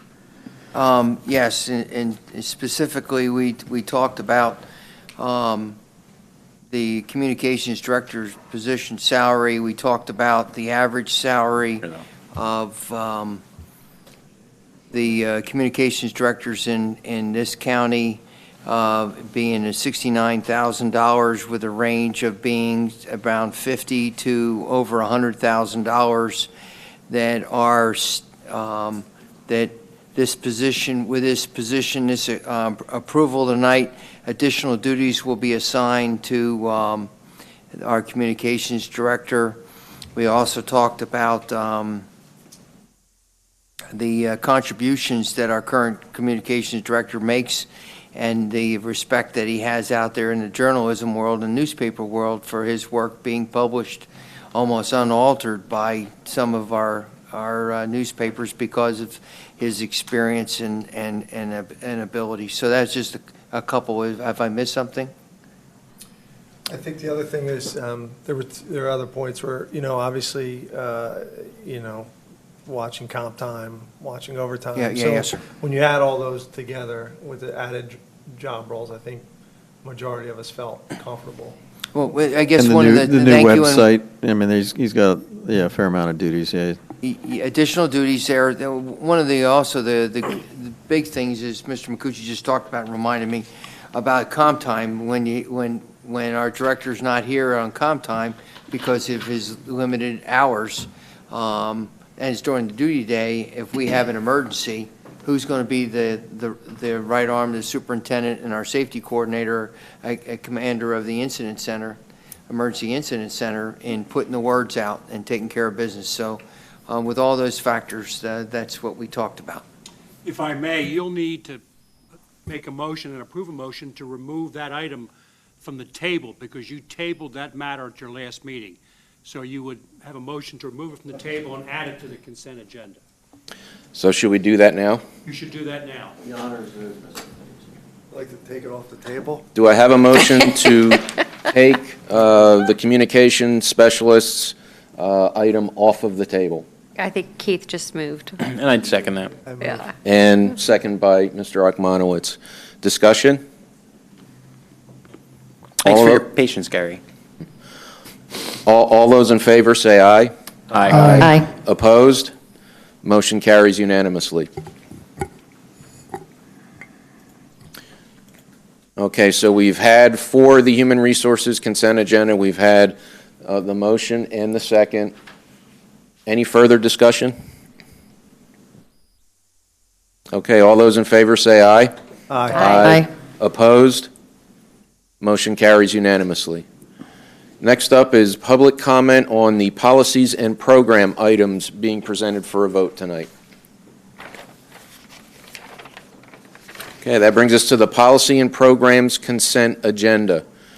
We have approval of policies as presented by the policy committee, approval of the conference in Hershey for school-wide positive behaviors implementers forum, approve a special education services agreement with the BCIU number 22 for 2019-2020, approve the PTS therapy services contract with Quakertown Community School District, approve waiver agreement for student number 18835, also approve a waiver agreement for student number 18836.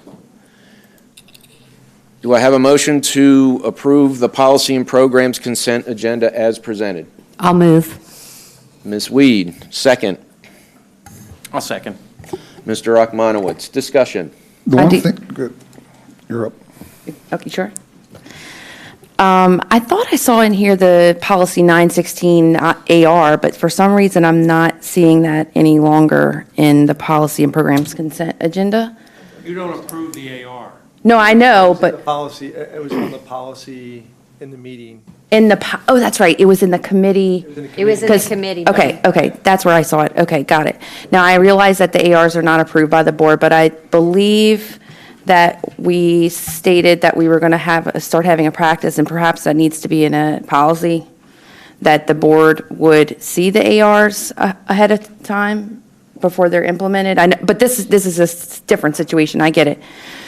The one thing I wanted to point out in the AR that still seems a bit off to me is that, and I'm going to pull it up here, it states that certain class felonies it still says lifetime ban, and then below that it says the 10-year. Well, So there's two different kinds of bans. Right? So one time is a lifetime, other is not for a felony conviction. But, I mean, So I'm pulling it up here so I can maybe be a little bit more About the AR? correct. I think it's confusing, and it may just leave us open to, why can't I see? Oh, there it is, AR revised. So it states, under clearances and criminal records, Section 11EF offenses will result in a permanent ban, but that's not entirely accurate, because below that, it says felony convictions will result in a 10-year ban from the expiration of the date of sentence. So a recommendation that I would have is to clarify, there you go, something. Well, is it the statute? It sounds like you're confused by the statute itself. We can't change the statute. No. It's the language. It is the Okay. language. we will, when we look at that. Okay. And the other item that I did want to bring up as far as the policy, and so I just want to clarify as well, this is a first reading. So are we voting to implement this, or this is just the first reading? This is the first reading. Talking about the volunteer policy. Correct. First reading. You Okay. can't deviate from your policy about moving it forward beyond a first read tonight. Great. Now, I noticed the policy is no longer on our website. Is that a standard practice, that it's removed when it's in review? Let's move to draft mode, yeah. Is there not a way to keep it under draft and keep it on our website as well? Only you can see it. That I know of. No. The public can only see When I change it. But when you do a first read, though, it goes on the website for a first read, because then the public can review it. So once it's approved for a first read, it'll go on your website as the results of a first read. Which we're doing tonight. Which so we're that'll doing be- tonight. They'll be able to see it. Just as a person in the community, if I were to go on here, I would have no idea to know that. Yeah. I don't understand why we don't keep the current policy there while we're revising it somewhere else. The current policy, because it hasn't been changed. It's not there. That's what I'm saying right now. So when I change the status from active to first reading or committee review or whatever, Board Docs automatically removes it. It should not, because it still remains a policy, because if you choose not to approve the draft, you still have the existing policy. So what some school districts I've seen do is have a link to draft policies for the board. That's how they get around that. Well, either way, you either have a link to your current policies or a link to your draft policies, but that's a way to do it, highlighting that. Could I ask that the policy committee maybe review that process and, Well, I think that's an IT right, but with- issue. Yeah. coordinate that? Maybe there's a workaround. Joe, is there a way to?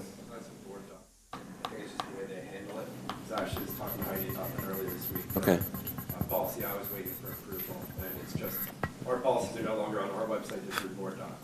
So one thing I noticed, though, in other districts is they have the policy, and then they have the AR right underneath the policy. So could we put a tab, an extra tab that says, policy such and such under review? We do the same thing. We have our ARs linked right at the bottom of our policy. Right, but no, in other districts, they're in a different tab instead of actually being a link at the bottom. So that's why I'm saying maybe we could We can add. talk about it. Yeah, we could talk about it some other time. That's fine. Because I think we shouldn't eliminate a policy if it still hasn't been changed. But anyway, okay.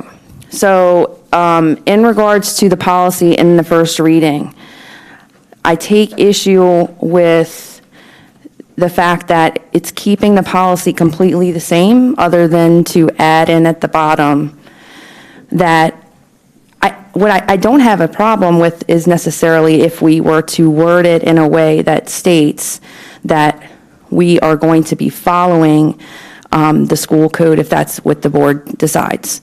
And I believe that a district that if you wanted to take a peek at a district who does it differently, Upper Perk has a policy that they lay out that in nowhere do you find that anything about Child Protective Services law, because frankly, that's not what we're following. So I would like to see the policy committee collectively take a look at some other verbiage and really reword that. Now, I wanted to also share with the public some things, because we talked last meeting about the different crimes in which would permit someone to volunteer or not volunteer. And it sounds like the board, majority of the board is wanting to take the stance of following the PA school code. However, I have a pretty strong feeling that the majority of those same people don't really know what crimes fall under each of the categories. So I thought I'd share with you all, if you look at the document, this is the PDE document. At the bottom, it states the crimes, and it states that if you have a felony of the first offense, second or third, other than the ones that are listed under Section 111E, you have to wait 10 years from the time of the date of the expiration of the sentence. So that means when you end your sentence at the very end. So if you aren't sentenced for 10 years, you would have to wait an additional 10 years, okay? And then it says an offense graded as a misdemeanor of the first degree, you wait 5. So I just wanted to list some of the misdemeanors of the first degree to give you an idea of the type, some offenses that people would be convicted of that would allow them to volunteer after 5 years. Now, granted, we have a citizen who has been lobbying the board because of an offense that was nonviolent. It was a fraud offense. It happened before she had children. It happened 13 years ago. But someone with these offenses, now she has to wait 10 years from the end of her sentence. These kind of people would wait, the people with these offenses would wait 5. Possession of a weapon on school property, terrorist threats, simple assault, involuntary manslaughter. These are all first-degree misdemeanors, guys. Threaten to use weapons of mass destruction, criminal coercion, theft by deception, impersonating a doctor, retaliation against a prosecutor, cruelty to animals, prostitution. The reason I bring these up is because I think at the end of the day, we all want our kids to be safe. But we really truly need to be knowledgeable about the specific crimes that we have to understand if we're going to implement this policy. What is the crimes that fall under those policies? And I kind of take, like I said, circling back, the fact that we are using Child Protective Services law in our policy, it's not really what we're using, so I'm not really sure why we have that language in there. Also, do we need to have an AR at all? Because it seems to me that the AR that we're reviewing, it takes place of the policy. I can understand an AR that would to say, like some of this I can understand, like you go into the AppGuard and volunteer tracker. What else is in here? Just some of the explanations about implementing the policy. I've looked at least 10 other school districts. Not one of them has an AR for this. So I know that was a mouthful, but those are the comments I wanted to make in regards to this policy. 4 other school districts follow the school code that we've cited in this policy, and the public needs to know that too. If we want to be more specific in our policy and follow one like Penridge, we have a philosophical difference here, obviously, but and I think when you quiz most parents, they do not want felons to But do people- volunteer and be you- in an unchaperoned position. There are also other policies where you are not allowed to volunteer without being supervised by a teacher or an employee. In other words, you can't volunteer on your own at all. So, And I thought that was we've spent a lot of time on this, and we can clean up the language. But at this point, it's just getting the policy. We've looked at policies. But no one knows the crimes. I mean, are you meaning to tell me We should be that? stricter. Well, maybe we should. I think some districts actually interview volunteers. I don't think it's a bad idea. I like that we have the 10-year, we don't allow the 10-year affidavit because you wouldn't be able to see any crimes that happened outside of the states. And I want to correct something that was stated previously at another board meeting. First of all, if you didn't know, the term convicted felon was told, the Department of Justice a few years ago said we are no longer using this term because it pretty much is a death sentence on a person's dignity for the rest of their lives. That is how they're categorized. It's unfair. So people who convicted certain crimes. Again, I will state, I have no problem with, and we need to also stop using the term make the policy looser because it was a practice. It never was a policy. It never came to the board. The public deserves to be educated on this. They deserve to know what, if you just say felony, I fear that a lot of people are automatically going to be on defense. But what you don't understand is there are people who have committed felonies that are nonviolent and they impose no threat to student safety. So the end goal is student safety. I don't know about you guys, but some of this stuff on this misdemeanor list, I was shocked. I was like, you mean to tell me that you can possess a weapon on school property, you can make terrorist threats, you can assault someone, you can involuntarily commit manslaughter, but you can't commit fraud and volunteer? You have a harsher time frame. So again, it's about understanding the fundamentals of what we're implementing and not categorizing people into an entire group and making a determination on their character based on one word. But that's what our justice system has done. So Well, we don't have to participate and discriminate in a whole bunch of people that may have been. it's not discrimination. Not They've discrimination. chosen, they've done something in their life that our They society. can vote, they can own a gun, by the way. Did you know that? Did you know that people who have But convicted we're not going to litigate felonies? what a misdemeanor is and what a felony is. But here. shouldn't it matter? Is the goal student safety?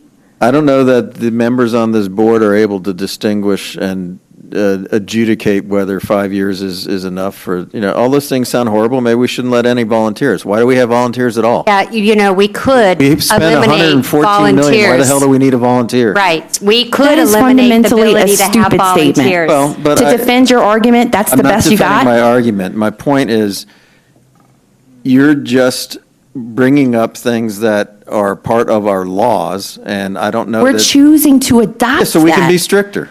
So, but you don't even know which crimes. Thank you for bringing that up. Let's I'm be saying. stricter. I think it comes down to, so we beat this up pretty good. Yeah, Again, we have. I don't disagree. You guys think so, but you don't even, when I ask everyone here, what crimes prohibit someone from volunteering? I remember reading them because there's a list of them on the thing. and- These are not and on that I will list. tell you that finding any information out in these documents is brutally hard. These links that we have that go to I know that there's all these other, the email you sent us had a, with 4 pages was easier to read than the actual act itself. I think it comes down to the fundamental point is, what would we do if we were trying to hire them? We could not discriminate them. We have to stop saying that. Kaylin, I disagree. We cannot that- discriminate I've talked against them. I've talked to a lot of people, and we're going to disagree on this. Which is fine. I've talked to a lot of folks that say, if you can't work here, Mr. Garden, can't- can you No, no, please no, clarify no, this? no, no. I feel like we've beaten I understand that you can vet them, you can. You don't understand. You can't discriminate against someone for employment based on their criminal record. What it says is that you can further investigate it, right? The Correct. felon. So you can. You just use the term again, but go ahead. So the felony. That's all they'll ever be, I guess. Whatever. Whatever the term is, you can further investigate that individual and say, tell me about your felony. And you can further look into it. In our process as we sit right now with volunteers, we can't do that. And I think the best you could do is keep it very strict up front and hope for the best. And you're But what is 100% very right. strict? Are you looking at the crimes as they pertain to student safety, or are you just saying, felony, you're done? No, we're making decisions haphazardly here without doing the necessary homework and without informing the public of We're following a code that someone else and some legislation created. I'm not saying it's perfect, but it's not haphazard. So the department. It might not meet one person's desires, it might not meet your desires. And It's not about me, and it's not about one person. Life isn't always fair, and neither is the choices people make always end up in good conditions going No, but people forward. have constitutional rights, and you know this.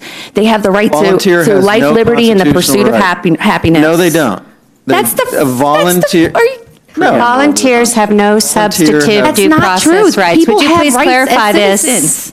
Please, They have she needs rights. to hear from the district solicitor. Just because there's been who's no- another lawyer who No. understands substantive due Just process. because there has not been any case precedent does not mean it can't be challenged in court.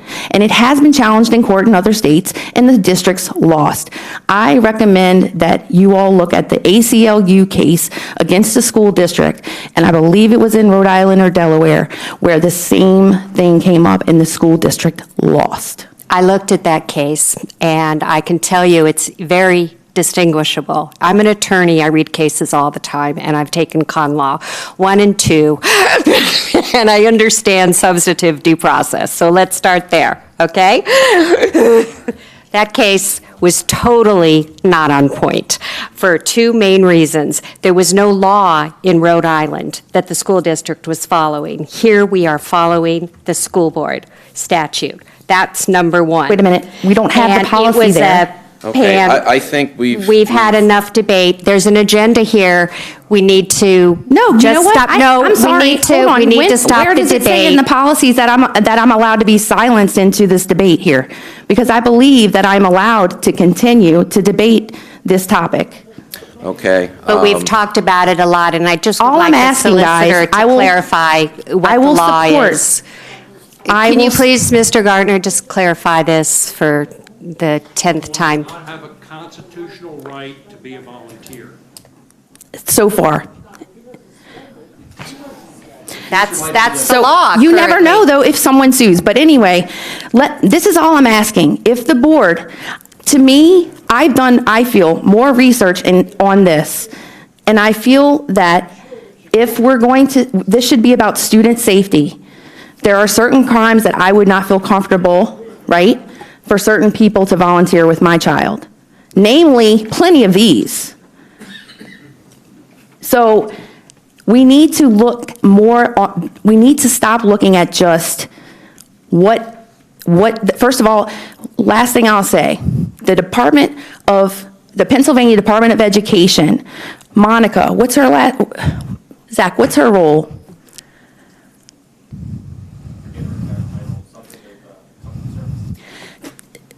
She's a director. She has something to do with the PDE policy for employees. And she stated specifically, and I know I emailed it to you guys, that school districts, the PDE school code is not intended to be used for volunteers. Yeah, Mr. President, Robert's rules, can I call a vote and end debate, please? Yes, you may. I do so. I call the vote to end the debate on this topic. Okay. I'm done, so I'll vote to second it.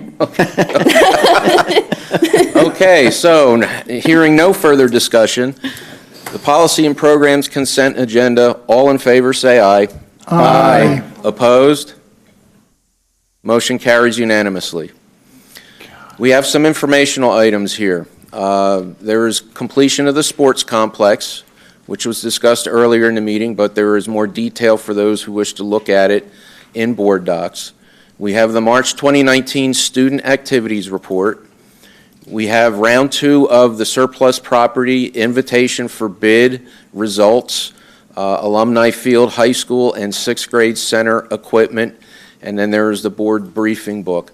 I would also like to create the opportunity for anybody that would like to make any public comment specifically to the completion of the sports complex, because I believe there are several people that want to speak to that tonight. Mr. President, before you go further, does the district need us to make a recommendation on the various alternatives tonight? It says if we do not do them on tonight, if you read at the top, it says if the decision's not made by May 6th, that it would need to be moved to next year's budget. So then, yes, I guess we would need to make a decision about this tonight. So, is there anybody that would like to make any public comment at this point? On May 6th? Where's it say that at? Did I miss that? It's in the budget. Oh, It says. Yeah, I can explain that if you want me to. Please. The reason I said by May 6th, because we have to actually get the contracts and award the contracts. If you wait till June 6th, I don't know that you could say in good faith you're doing this in this school year at that point, because none of it's going to happen in this school year. So my recommendation would be if you don't, we would just move it. The funds would drop to fund balance, then we would add them back into the 1920 budget. Semantics.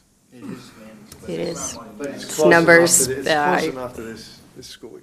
This is why I did not become an accountant or an MBA. Okay, I don't see anybody that wants to make public comment, so I apologize for that. We're discussing, and everybody should have a handout here, the decision for the QNB field options. Would someone like to read those off, or should I do that? Zach, do you want to? Zach? Yeah, sure, I can review it. Option A, so let me back up. The first half of this, if we want to look at the two things separately, is the concession bathroom and storage facility. The other one is the band tower, so we'll look at them separately. For the concession bathroom and storage, we had option A, and I called it A1. It's really the same building, and it's the same exact proposal that we had in front of the board last meeting. The difference between the two is A1 is less expensive because the storage portion of the building is much smaller. And you can see the prices in there. We did actually get confirmation today that we'd be able to purchase this and get it installed using CoStars. So it's $558,000 for option A, which is the larger storage, excuse me, and $454,000 for option A1. Option B is not a recommended option, but the board had asked me to try to find something that was less expensive. Rob Christine, the facilities director, has looked into this and really doesn't feel like it would be a good idea. It's cheap. He has concerns about it getting damaged and some utilities concerns if we were to put it in there. It also wouldn't fit the space the same way because it wasn't. We don't really get to pick the design or the shape of it. So, option C. Yes, option C is if we bid out the project. We talked to Dewey Engineering, who did something similar at Penn Ridge. So what they just did is took the square foot cost of the building at Penn Ridge, applied it to this project. They think they could do it for under $600,000, or approximately the same as option A. It'd be a nicer building, a better building, because it'd be an actual construction there. But we can't make, it's like any construction, we can't guarantee any price until bids would actually come back. So you would be taking the risk that if you went that option, it could be more expensive than option A. It would also slow down the process because we'd have to bid, we'd have to get designs, architect, engineering, and actually bid it out. So it would certainly significantly slow down the timeline. And then Rob Christine provided some notes. He made all the calls and got the proposals and just what his thoughts were on each option. So that's the first decision out there. The second one is the band tower. Again, we provided 4 different options. Option A was the one that you already saw, which was the $41,000 plus another $5,000 to install, which is the concrete base. Option B is similar to option A. It's a little less expensive, only a couple $1,000s less expensive. I'm not sure how we would purchase that one because they're not actually on a cooperative purchasing site. So that one, it might be a little less expensive, but if we had to put it out to bid, it might be the same anyway and might not even get that product, to be honest. Option C, again, the board had asked me to come up with something that was less expensive. So this is a mobile option. I want to highlight that I did talk to the band director, and this is not supported by the band director.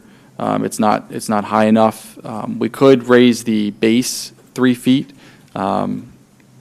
which still doesn't get it to his recommended height. And then option D is if we wanted to bid it out, which again slows down the process. I can't guarantee any costs until a bid would come back. I mean, the board could set a maximum number, but again, we're kind of at the mercy of the bid results on that. I did talk again to the band director, and his recommendation was the option A. Okay. So what I would do is if the board gives direction tonight, whether that be move forward with a option or no option, if it's move forward with one of the options, then Rob Christon and I will spend the next 2 weeks actually getting the contracts put together, sending over to Mr. Garten for review, and putting it before the board on May 6th for a vote, and then immediately getting the purchase orders out to get this ball rolling. We don't have quite enough money from the Milford Middle School, so I would have to supplement this a little bit with some of the leftover bond proceeds from the high school, which is allowable since it's part of the high school project and its capital. But there is money in the budget per se to cover that then? Yeah. Okay. What's the there a- lifespan of the tower? Like 10 years, 20 years? Decades. The first two, my understanding is, I don't want to say lifetime because nothing's lifetime, but it would certainly be there for decades. Yeah. Is there a specific recommendation from the Facilities Committee or I was or just going anybody? to ask Ms. Mitchell to comment on it. For 'cause which of these options? I do recall being at the committee that we did kind of come to a consensus, correct? I mean, so my personal feeling about this, and I believe where we left, I don't know that we had a consensus really, because while I think it's important, these facilities are needed, and for people that have said that these are practice fields, these are fields that are actually used pretty frequently. Can someone else comment on that? Because I don't have kids that use these fields, these varsity fields, but I think it's important for people to know these are not just practice fields. Just for explanation, Sylvia, would you come up and talk about who plays on the backfield in the sports complex? QMB field? What we've currently done since it's been open in the fall, we play varsity boys and girls soccer, varsity field hockey, varsity boys and girls lacrosse. We can play a freshman football game because of seating capacity. We could not play a varsity football game on the backfield. But all those other sports, we can play varsity games. We're looking at moving the scoreboard from Alumni Field to that field, so it'll have a scoreboard. It has a beautiful turf field. Completing it with bathrooms and a concession, I think, would make it like just a true place that we can not only use for us, but also rent when people want to use it. And then when the lights go down for a half an hour and all the athletic teams leave, the band comes on and they use it until 9 o'clock at night, and that's where the stand comes in, the bandstand comes in, band tower. And there's also the booster clubs need a place where they can sell their wares to help raise money as well. And That's correct. That's a significant Yep. disadvantage for using the backfield. We experienced that in the fall, and I'm sure we get a little bit of that this spring. Can you put the new facility in context for me? Like, I like comparisons. So like Alumni Field, when it's filled for a football game, like how many people are there? And I'm really kind of just trying to understand, like 11 bathrooms. Is that like proportional to like the attendance? Like, is it 500 people at Alumni Field and we have 60 bathrooms, and we have 100 people at QMB Field and we have 11 bathrooms? Like, Well, Rob, you would know, there's a calculation that they use.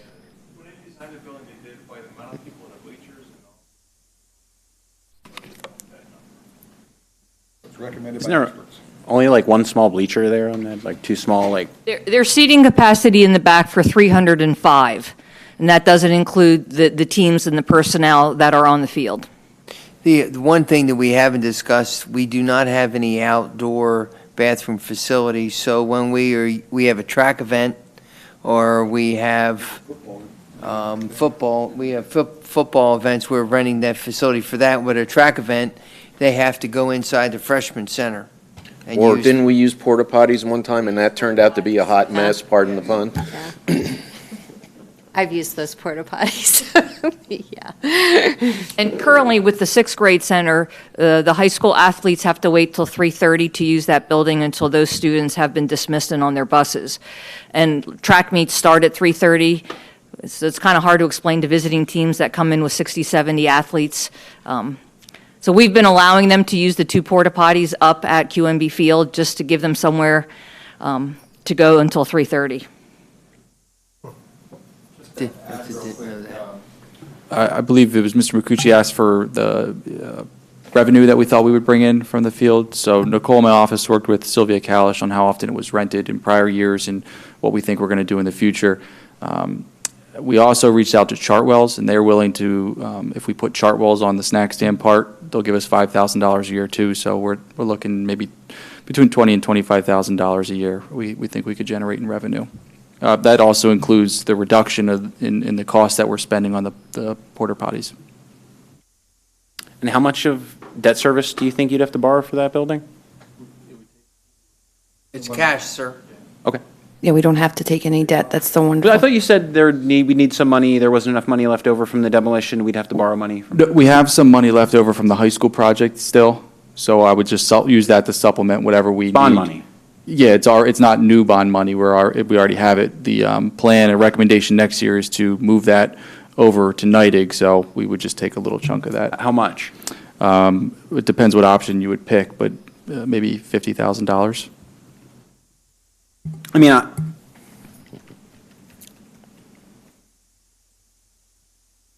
I just prefer to see us all pay in cash. Why pay interest on $50,000 if it's in We are our? paying cash.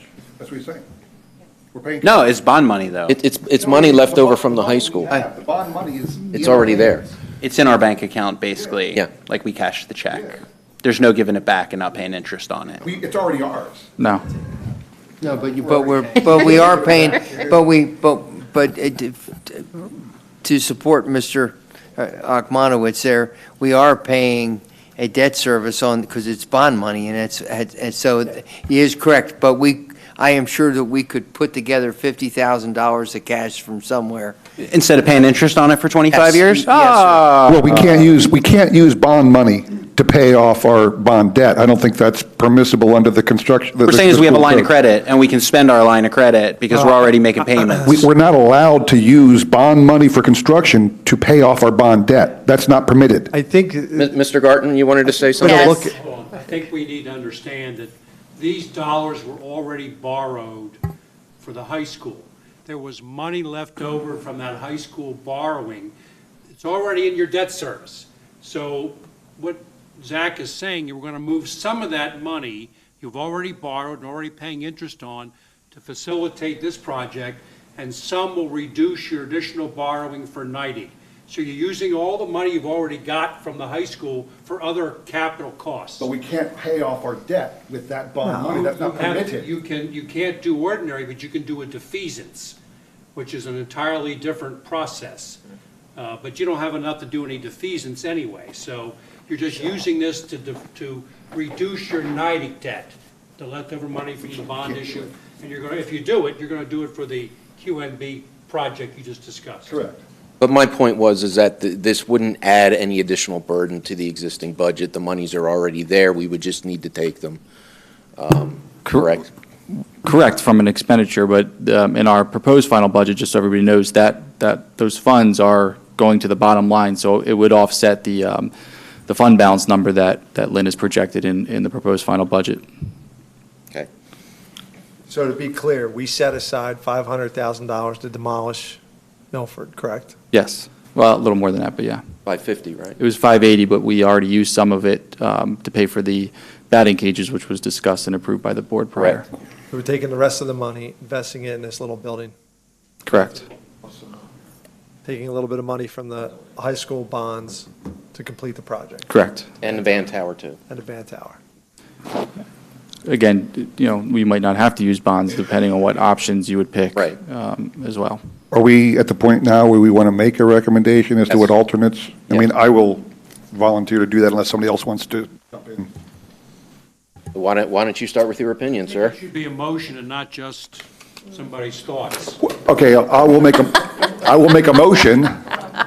I'll make a motion that we go with option A of the band tower. I'll start there, only because it's not a lot of money in addition to option B, but there's a streamline in the process, which I enjoy because the process costs. So maybe we can make that money up as we go through a cheaper process. So I'm recommending, my proposal starts with option A as the band tower. I'm also recommending option A, not A1, but A, on the backfield concession/storage room, mostly because up at the alumni field, we have existing storage already, plus there's talk about possibly purchasing the neighboring track, so I believe there's lots of storage out there. I don't think we have any storage for equipment at all back at the backfield, so I think getting the most storage we can is warranted. So my motion is for option A. And option A. And option A. That's my motion. Do I have a second? Do we have a second? I'll second that. Okay. Discussion. Okay. All those in favor of proceeding with options A and A, say aye. Aye. Opposed? Nay. Okay.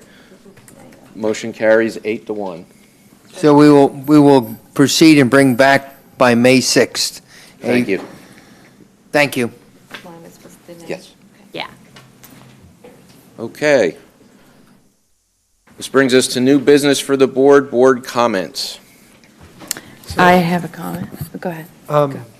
I don't mean to go back to the policy, but I do. How could you? We just left there. I just want to ask one question. With regards to the stuff that you spoke of, is there any ability to put that, maybe bake that into the new policy? Yes. Can we look at doing that? Yeah. Okay. I mean, I'll share what I have too. Because you're 100% right. Those things are pretty scary, and I think we want to make sure that. Yeah, that we don't. I'm in favor of making it harsher. Anything that's student safety, it threatens student safety, I'm on it. I think weapons of mass destruction probably should be at least 8 years. Speaking of It's pretty funny how the criminal justice system works. student safety, I'd like to take a moment and just address the compressor station that's going to be going in Milford near Trumbuyersville Elementary. I will bring it up every meeting, probably until I am no longer elected. And I'm just going to share my concerns with the community and encourage you all to do your own individual research into the compressor station that will be about 1.6 to 1.8 miles from Trumbuyersville Elementary.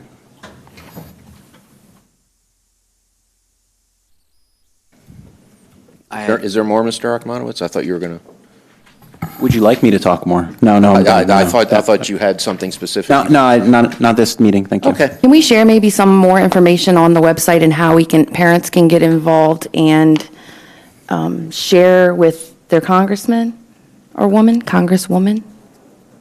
I had a conversation with the solicitor from West Rockville. I was going to talk to Mr. Akmanowitz after the meeting, and she would like what you've done by way of research so that I can provide it to her as part of their process with the compressor. So if you have that in some electronic or written form, you could send to the superintendent or me directly. I would be appreciated. Okay. I shot over a quick email with just some. I'll talk to you later on. Thank you. Let me know if you need help. Okay, I do have a comment, and I just want to appreciate the debating that we've had just recently, and I want to remind everyone that some of the best ideas come out of disagreements, and that it's not personal. Like we're all individuals, right? I think probably the most shocking thing I heard once was when I heard that Anthony Scalia and Ruth Bader Ginsburg were friends.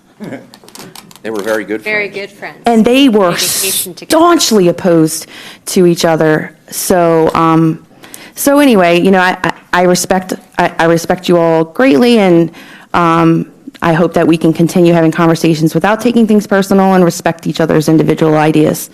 The next thing I did want to point out was committee appointments. And as a lot of you here know on the board, when you first take on the position of a board member, it's like it's baptism by fire. You've probably heard that. You're just really trying to take it all in. Well, when certain things I wanted to understand better, and those that know me somewhat well would know that I'm such a curious person. I really like to dig into things. Whenever I get my mind set on something and I want to understand it, I will spend a lot of time researching. So the policies have really become an area that has interested me. And when I started to try to understand the differences between what policies were, what administrative regulations were, how do we actually govern, I started to ask questions of board members. I asked previous board members. I've asked board members who have been on forever, like years, I should say. Maybe that's relative, right? Because a lot of us, I think, who's been on the board the longest? Only Mitch has been on the board forever. Mitch. So, but what I learned was, and I'm not saying there was any malicious intent, okay? But what I learned was that our governance was very, very light. That, at least, I'm just speaking from my own perspective. And when I started to ask board members, hey, why don't we ever refer things to policy, which is why I'm so excited, and I probably say at every meeting that we are finally saying, hey, refer to this policy, or let's change this policy. Let's do things the way that policies should be done, because that's how we're supposed to govern. You have federal laws, you have state laws, and then local areas such as ours, including school districts, we decide what the rules are. So, that being said, I was really interested and wanted to become part of the policy committee, and I approached Mrs. Weed, who is the chair of the policy committee, and I approached some other folks on the policy committee, and I said, hey, I'm really interested in this. And they're like, Caitlin, you've done so much great work. You should be on the policy committee. Now, some of you may be thinking, well, what difference does it make if you're on a committee, right? Well, if you're not on the committee, sure, you can attend the meetings, which, by the way, it was only until very recently that the policy committee meetings, thank you to Mrs. Weed, that they're, and the rest of those who are changing it now to where I'm able to even attend. As it stands, today's schedule, every single policy committee meeting I have not been able to attend because it overlaps with other committees that I have. So that's great. At least I can attend them now. But if you're not on the committee, you don't really have, I feel, as much leverage to recommend agenda items, make committee recommendations, have your schedule be taken into account, those types of things, even though every board member has a voice, whether or not you're on a committee. So what I don't understand is, and I hate to bring this out to the public because it's just ridiculous, but when I approached our school board president here to ask him if I could be on the policy committee, and I just want to remind you of some words that you stated probably about a year ago. Someone once said to me, if you decide to get into politics, you should expect this kind of behavior. You did once say that, right? I feel like when I approached to say, hey, this really interests me, I don't want to remove myself from any other committees, I just want to be on this committee. Oh, let me think about it. Okay. What's our policy? So the policy, I love this. This is just, you guys. So good question, because I did go actually look at the policy, right? And the policy does state that the school board president can appoint, but it also states that board members can request or reject to be on a committee. Now, I did ask Mr. Garden, and he interpreted that to still mean that a board president can say if you can or cannot be on a committee. Now, what I want to know is why I am being denied being on this committee, and I'll tell you what I think it is. Anytime you challenge a certain structure, you want to make change, change is hard. So limit the amount of influence that someone can have. Limit their voice. make it difficult for them to be a part, which I have to say, thankfully, I have peers here who have told me, Kaylin, doesn't matter if you're on the committee. We'll make sure, you've done some great work, we'll make sure that you're included. But on principle, I have a problem with feeling as though a school board president has the authority to say, if I cannot be on a committee, and tells me things like, oh, I don't want you on the committee because, I have OCD, and, I just don't like to change policy committee appointments. I'm like, are you serious? So I would really like to understand what the purpose of keeping me off of this committee is, and why you feel you have the authority to limit board members from being on committees. And we should be, as a board, putting our personal feelings aside to do what is best for this district. And that is my ultimate goal. So I would just like to publicly, because I did try to resolve this personally many times. So I will say that we've had discussions about this, and that I explained to you what my reasoning was. The main reason why I am not going to appoint you to the policy committee at this time is because you are the chair of the facilities committee, which is overseeing a $30 million renovation at Nottingham Elementary. That right now is arguably the most important project that the school board the school is undertaking. And I questioned when we spoke privately if you were spreading yourself too thin, that I would like to see your focus be more in the facilities committee. This is an important project, and you bring a lot of energy and passion to what you do, and I would like that energy and passion to be devoted to that. We have the policy committee headed by Ms. Weed. You are certainly, as a sitting board member, able to attend those meetings now, especially since the schedules have been changed. wouldn't have happened if I didn't ask for it, by the way. But you did, and it has been. Well, And let's... let me finish, Okay. and then anybody else can comment if they want. I know that you've taken this personally, and I've told you that it wasn't personal. And I told you what my reasoning was, and I said tongue-in-cheek, it's because I'm OCD, which I am. That wasn't the driving force. I was trying to bring a little tongue-in-cheek levity into our conversation because that's how I am, okay? As well as OCD, I'm also fat, I have thinning hair, and I get gassy sometimes too, so. Thank you for the TMI, not relevant to the discussion. That's okay, but if, and that is the main reason why. The policy, which I have right here, states, and Mr. Garten backed up, that the board president has the ability to do that. I will also share with everybody here and the community that I am not running for school board again. This is my last term. I will be done at the end of the year, and there will be a new president at the reorganization meeting in December. And I said to you, by all means, talk to whoever the president is. If you want to go into the policy committee, you can certainly do that. And you can certainly continue to attend all the meetings. You're doing great work there. You're doing a lot of research. But again, in principle, I think your focus should be primarily in the facilities committee. Are you concerned I can't put focus in both places? Or you, Not necessarily saying that. I'm just saying that from my perspective, and it was if I'm my there decision. anyway, if I'm going to be at the meetings anyway, which is what I asked you if I'm going to be there, and I would really be interested in hearing what other board members think about this, because you've shared with me privately, so please.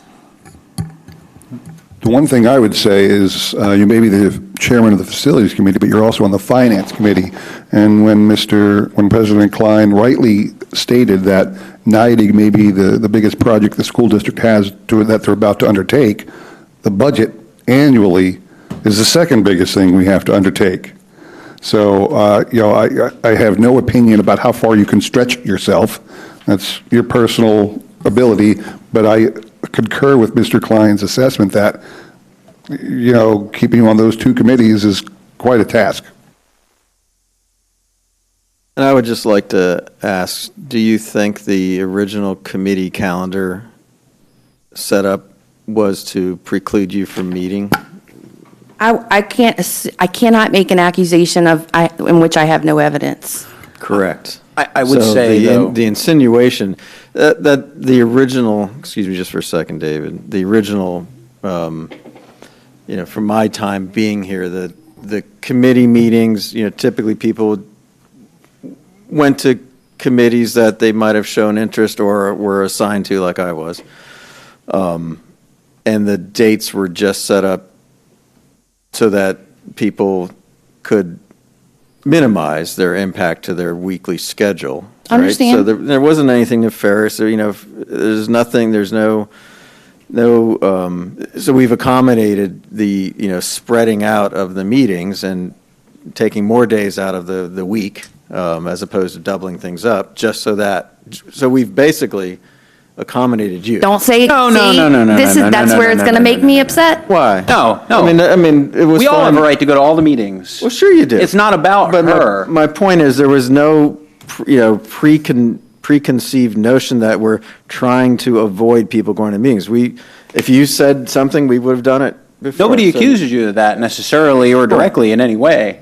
The point of the restructuring of the subcommittee meetings was so that everybody could attend if they wanted to. And that's it. I don't know how it was even brought up just now and somehow being held over her head as to you made some special exception for her.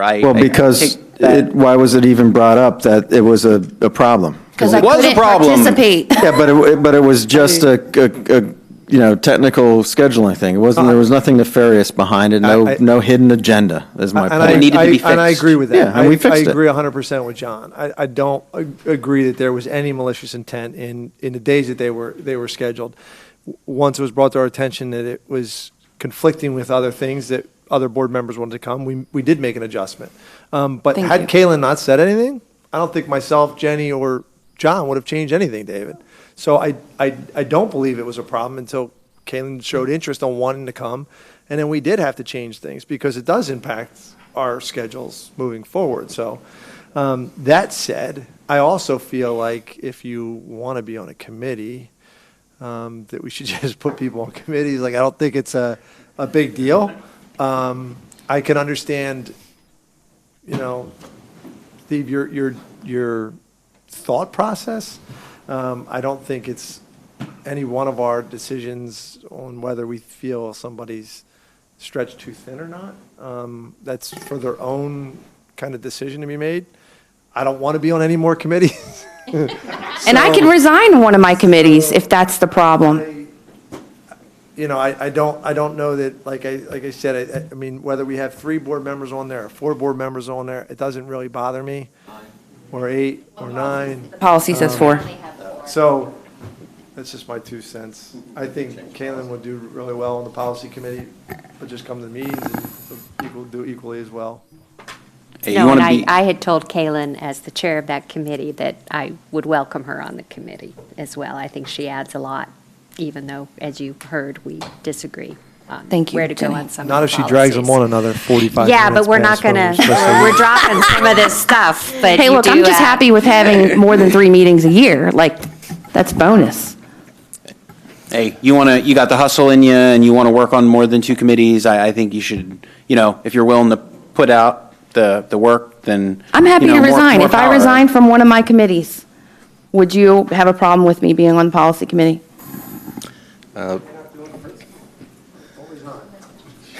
Right, then you're forcing someone else's hand.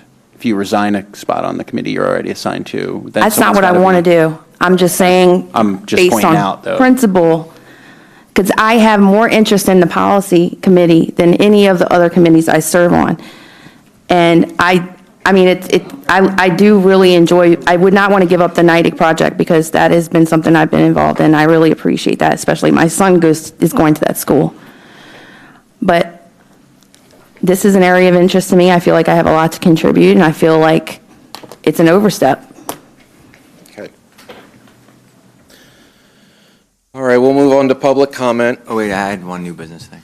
Pardon? I had one thing, sorry. Oh, I'm sorry. No problem. One, I wanted to thank Dr. Horner and his team today. We brought our sons, Jack and Cooper, here for a tour for Bring Your Kid to Work Day. It was kind of neat. They got to speak with a couple different people, get an understanding. You work here, you can't be a board member. What's that? You got it. It didn't say my work, it said work. So I brought them to work. Your kid sitting in your chair. Oh, yeah, we took pictures of sitting here in a chair. So that was cool. It's kind of interesting hearing everybody's story of how they got involved and what they're doing today. So thank you for that. I appreciate that.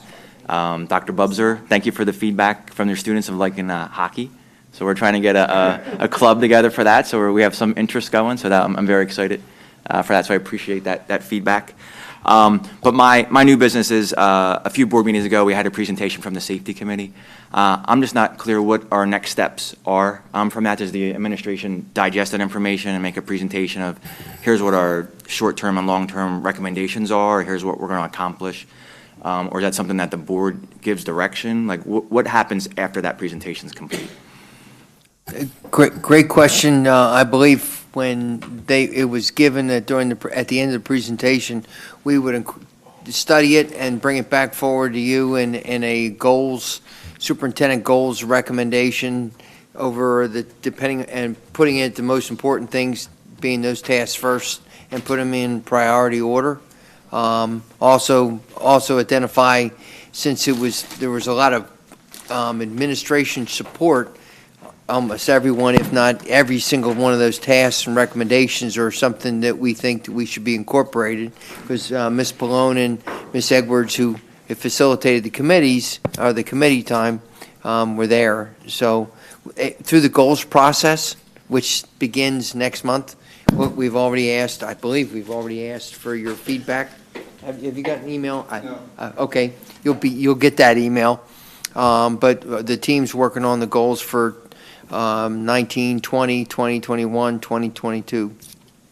So do we discuss the goals through the month of May and then they get approved in June is that the Yes, process? sir. How it Yes, goes? sir. June 6th is the normal way of, we brief out the performance of our goals during the month of May and then discussed in a retreat first Saturday of June. And then, and we also talk about the goals for next year, and they get approved by the board on June 6th, and then we spend the summertime gearing up for those goals. Okay, thanks. Yes, sir. Any other new board business? Okay. That brings us to our final public comment of the evening.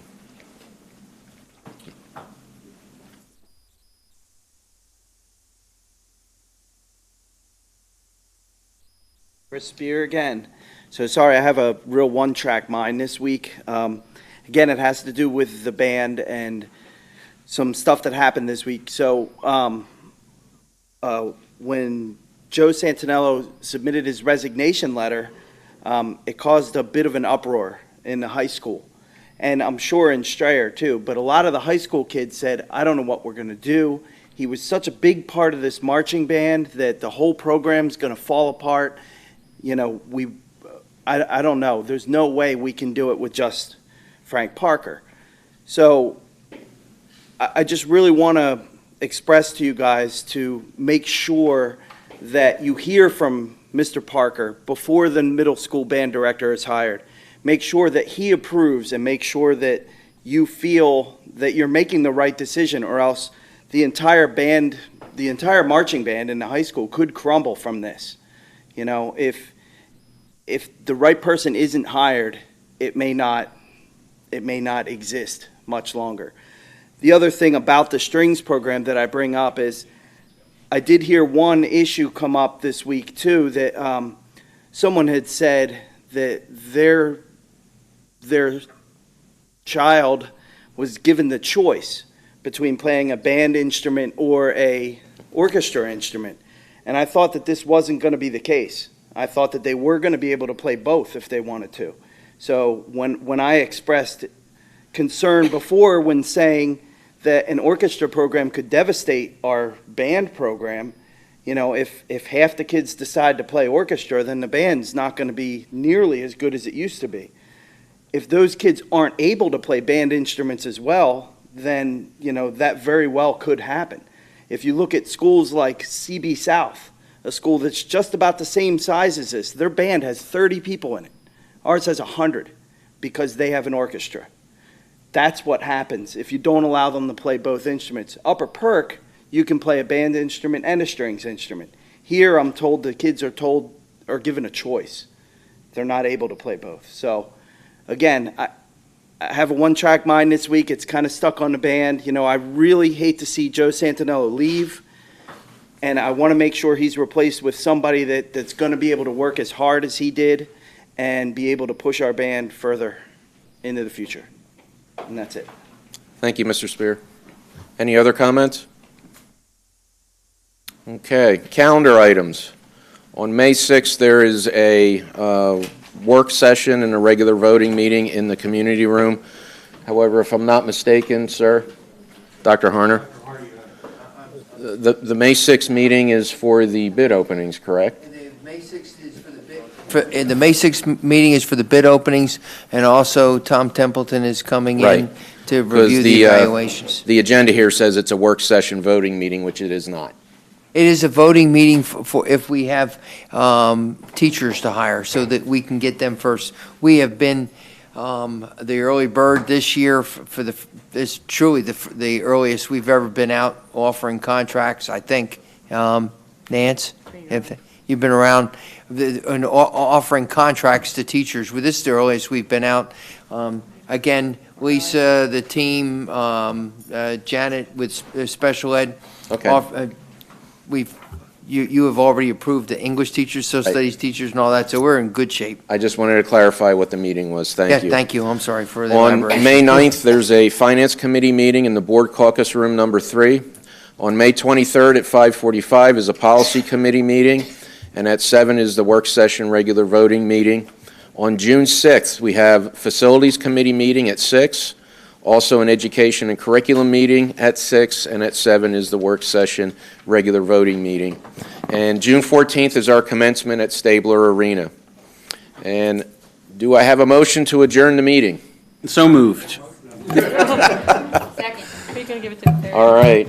All in favor, say aye. Aye. Opposed? Motion carries unanimously.